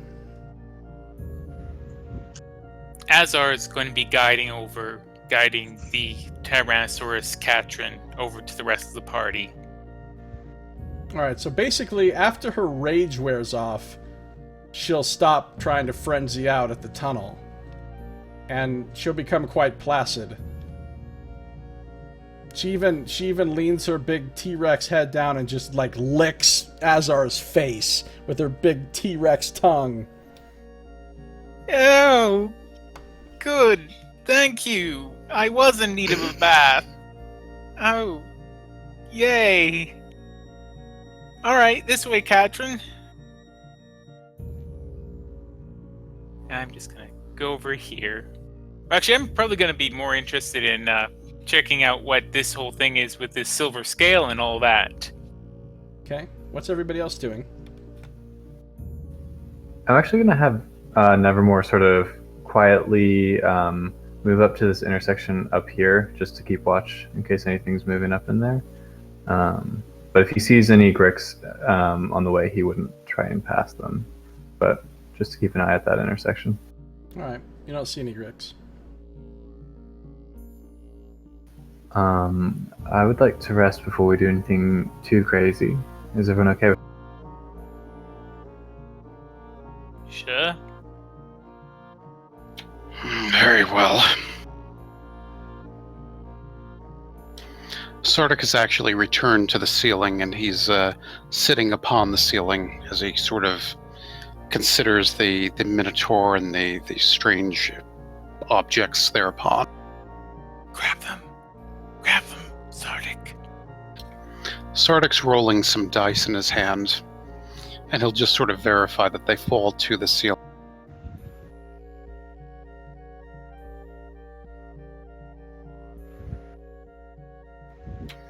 And as Aura begins to go ahead and search for that scale, Sardick will kind of become a bit distracted with himself, and he'll begin to mutter to himself in a sort of a ritualistic tone. Mother, is this your will?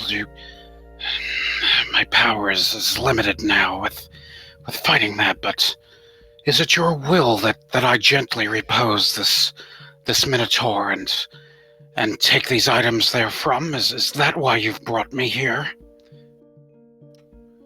And he's invoking the ritual of augury. Really? Mm-hmm. How long does that take? 10 minutes. Well, I suppose technically 11 minutes, because it's 10 minutes plus the casting, which is a minute, but yeah.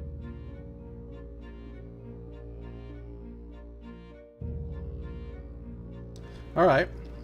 So, you're going to be taking 11 minutes to cast that. So you're working on that. Ara is digging at the rubble. Katrin has followed over and she sees what's going on, and she starts using her big T-Rex head to like push rocks out of the way, so that's actually going to speed that up considerably. Azar's just kind of hanging out there with that as well. What are Midge and Roscoe doing? Well, you can see if you activate the door right there, that should open it. I'm going to get the map out and just, go with that while I rest. Are you planning on opening this right now? Well, not right this moment, but we are going to open it, right? If you hear someone crying over there, I think we should help them. I don't know. I am in a whole lot of pain, even if it doesn't sound like it. I guess I'm quite stoic sometimes. Roscoe kind of like winces and like sits himself down like right at the wall here, like slides down, and like a streak of blood kind of like coats the wall behind him as he's kind of like dressing some of the wounds, and then gets the map out and starts working on like editing that during the rest. Yeah, no, you're bleeding a lot. Midge says, like, as she's like literally trickling blood down her nose or something. Like, she looks equally bad. I mean, you could say the same for yourself. Oh my god, what are we doing down here? That was Ara's crazy. trying to stuff the scale into her bag. Yeah, it's not gonna fit into any bag. Oh wait, no. Should we try to harvest anything from any of these creatures? Didn't you give like tentacles to that chef upstairs? Yes, we certainly should, but because of the sort of necrotic nature, I'd rather not get any damaged health, whatever that means, before trying to work with it. Alright, so it won't fit in the bag, but I can still physically carry it without being encumbered. Oh my god. Did you guys get anything? Oh, vocal cords is what you got from those other Gricks. Right. Yes. Yeah, unless anyone wants to rush it, I was going to deal with that stuff after a short rest, just to have more. Is this the heart that we were supposed to get to break that other spell? Yes. Yep. So we should probably look into getting the heart. Just in case we need it again later. Well, I we agree. can sell it. So, Is anyone opposed to a short rest first, though?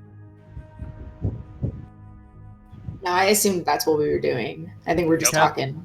Katrin can't really say anything since she's still a T-Rex. She seems to be trying to figure out how to sit down. Oh, oh, take her out of the spell. Are you certain? Oh, look at her.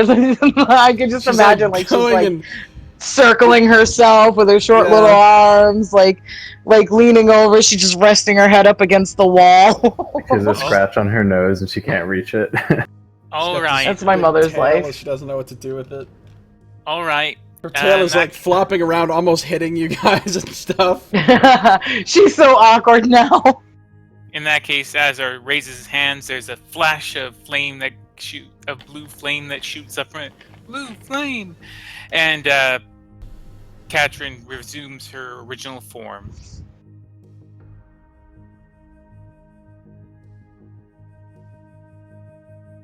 All right, so after the awkwardness and the weird popping and disgusting sounds of her flesh morphing itself and twisting itself into a new shape and her shrinking down to her normal self, and she's taking several deep breaths, gasping, and then she looks up and she looks at Azar and she flashes you this huge grin, like just childlike, right? I mean, she looks like she's about 12 years old right now, of delight.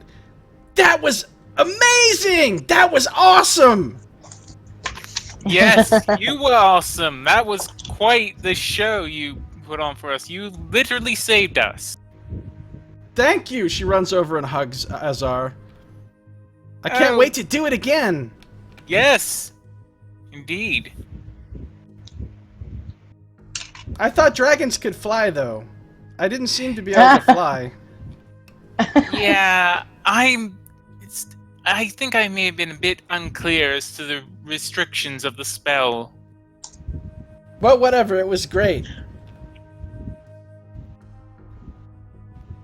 So she seems happy. Very happy. And she's, like, really at almost full health at this point, so... did you guys sort out what healing people were getting from the healing spirit before it was gone? I don't think so. I can roll it 6 more times per person. Oh, I mean, if we do that, then If we people walk, if you're allowing that people just like walk through it until it ends, like a conga line. Yeah, you can easily slap it down there on the floor and everybody can just line up and walk back and forth through it. That's fine. I mean, it does work that way, right? Anybody that walks through it gets the healing until the Yeah. duration is up, right?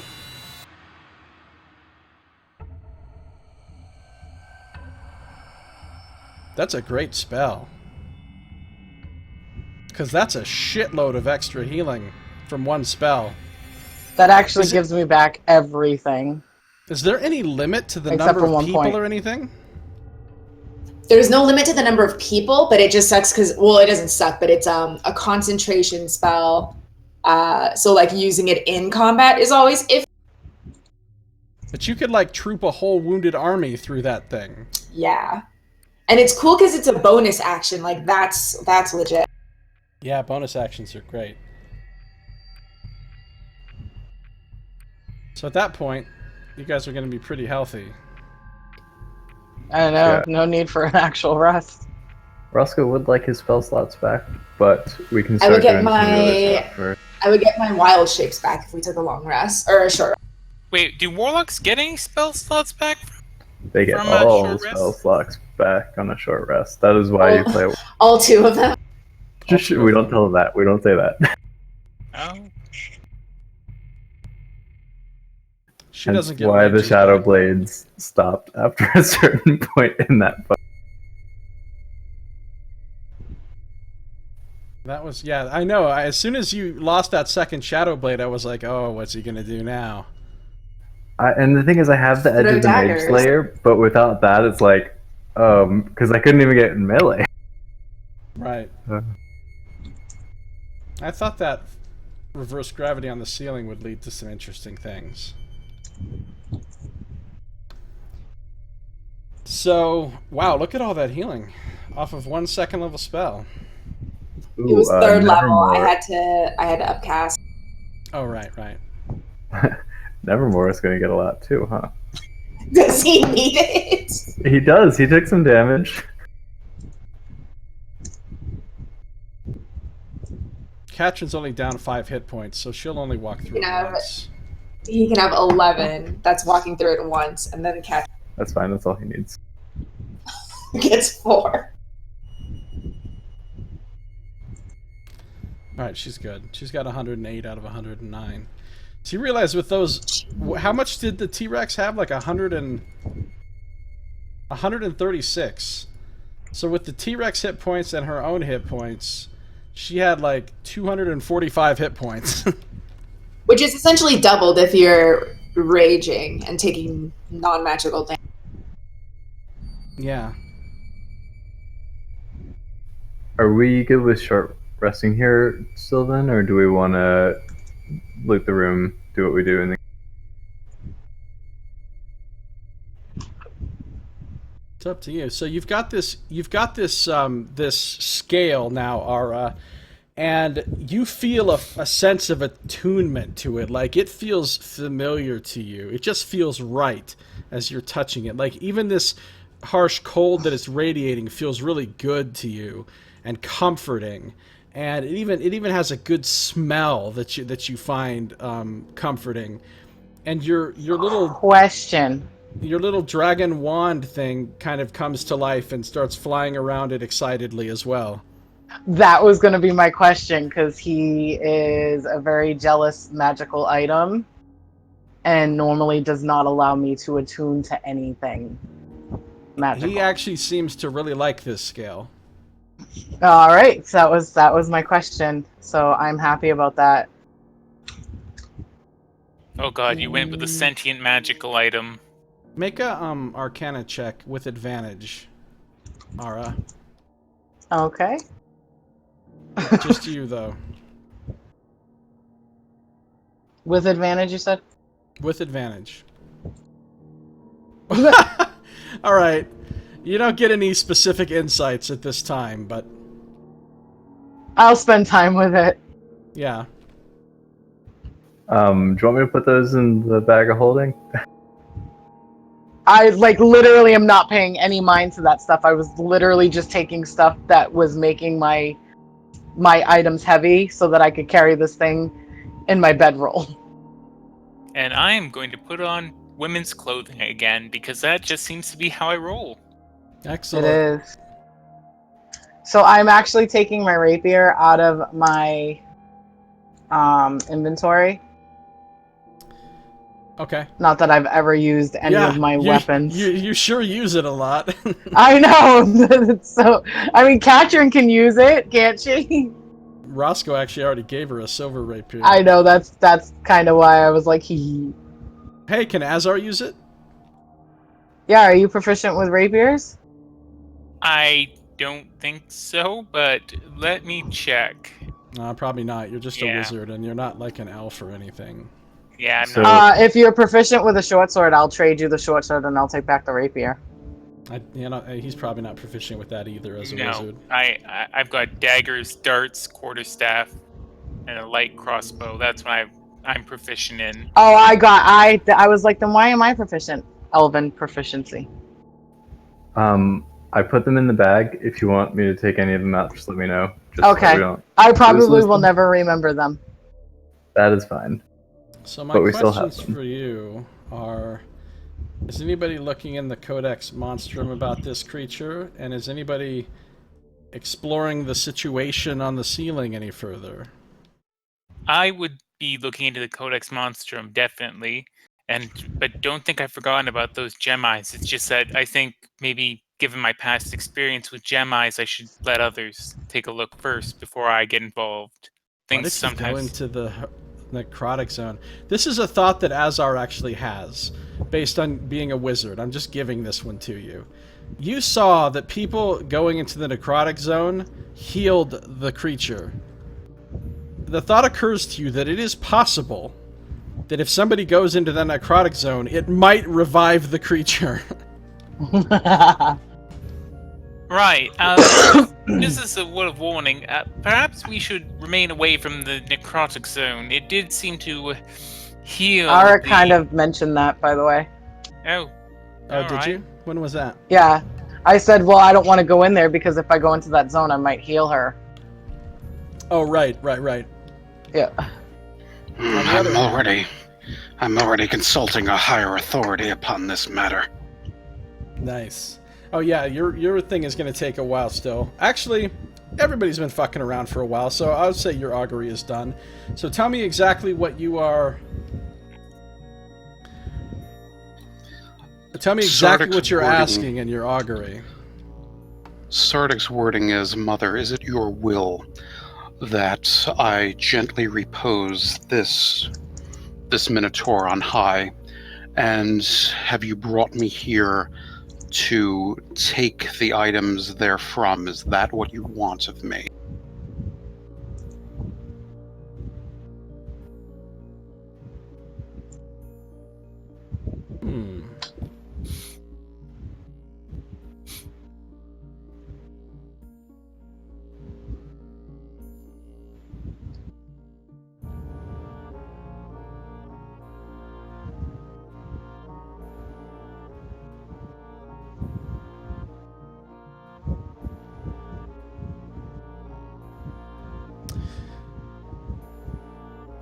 I'm just reading the spell.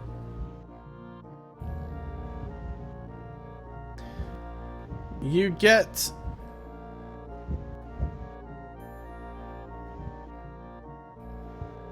the sense from your goddess. This is through the bone dice, so since that's the divinatory item that he's used.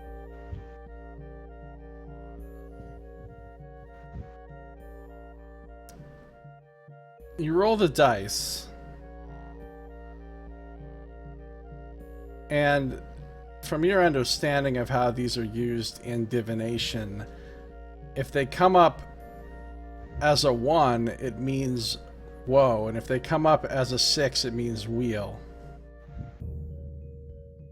So you throw the dice, and they land, and they're 1s for a moment, and then they kind of bounce up into the air and come back down as 6s.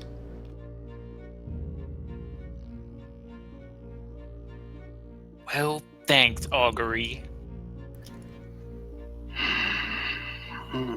Both good and bad. Weal and woe.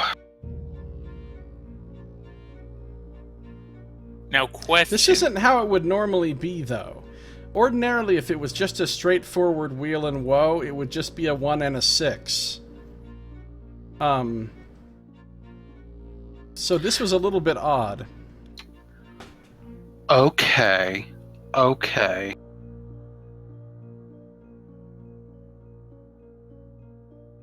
What was your question? can I reach that Minotaur? So the ceiling is 30 feet up, right? Yes. So I could reach it with my mage hand, right? I'm assuming so. It's I 30 feet, right? I could reach those gem eyes with my mage hand. I'm just canvassing my options here because you put gems in, you give them gem eyes, and I mean, Oh, I know. There's literally no chance you're leaving here without those gem eyes. I get it. Yeah, it's 30 feet, and it can... I guess it can exert about 10 pounds of pressure, I suppose, if it can carry 10 pounds. In my mind, the only thing I heard was, you know you're not leaving this dungeon. That's all I heard. You're never leaving this room. You're again, not right? leaving this area. And then, like, it kind of trailed off in my mind. Right, so what do you guys do? You do have a couple more dead Gricks in the hallway as well. Can Roscoe be like casually investigating the piles of rubble as he's short resting, or would that be against a short rest?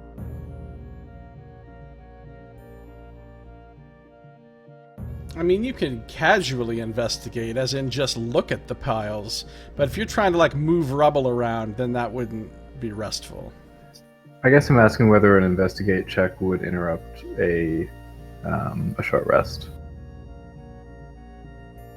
I'll just tell you, you don't even need to make an investigate check. From just looking at the piles of rubble without actually moving any rubble, you don't see anything.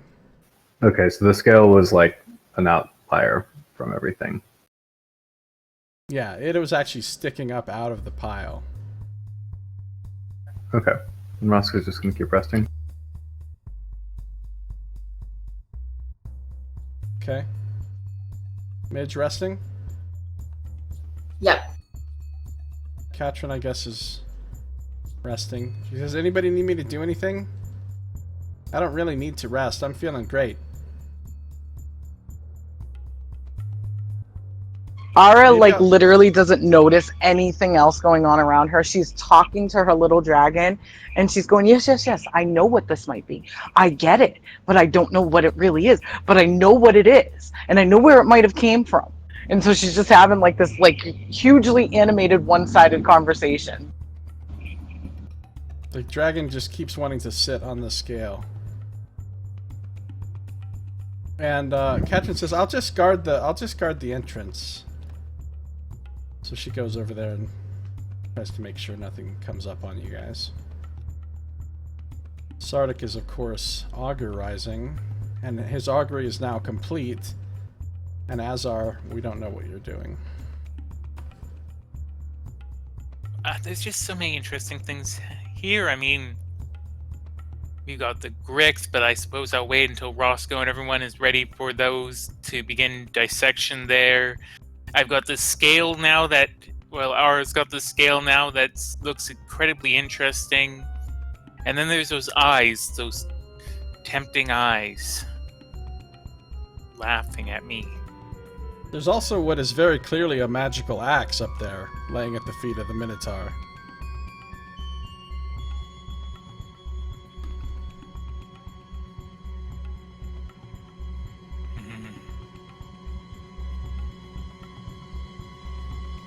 So, Sardick, what does your prophesizing say exactly?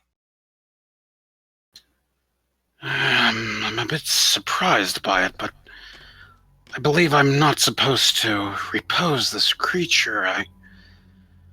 I believe I'm supposed to take its items and use them for the greater good.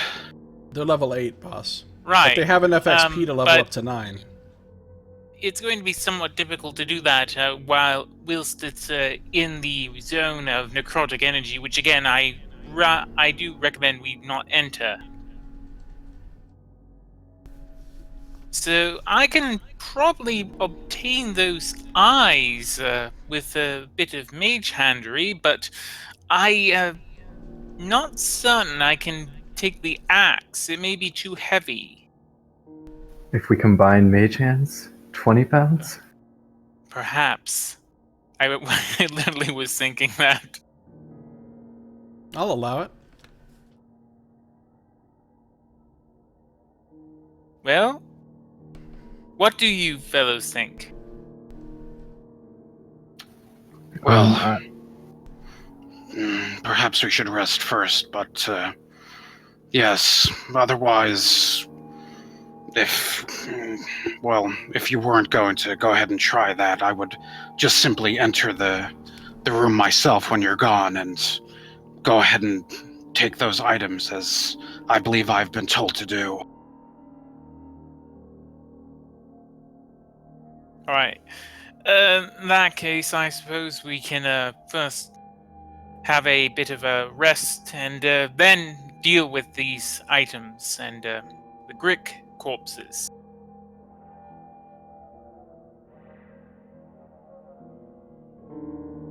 So? So, Azar will also take a short rest. So I assume everybody's taking a short rest. Is that right? Yep. Which actually might mean this is a good place to end off. Yeah. I mean, it's Good just stop. my thought here. You I know guys can Will. decide what you want to do next time. So...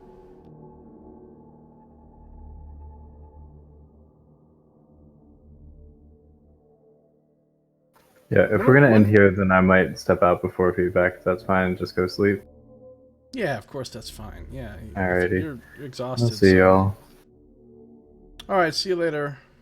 Good night, Will. Will. Good night. Have a good night. Sleep well. Alright, yeah, so we'll go ahead and we'll call it here. And when we come back next time, you guys can figure out what you're going to do in this room, etc. So, that's going to do it for this episode. Thank you for watching. This has been Josiah Plays Dungeons & Dragons. This has been Beneath the Yawning Portal, Dungeon of the Mad Mage.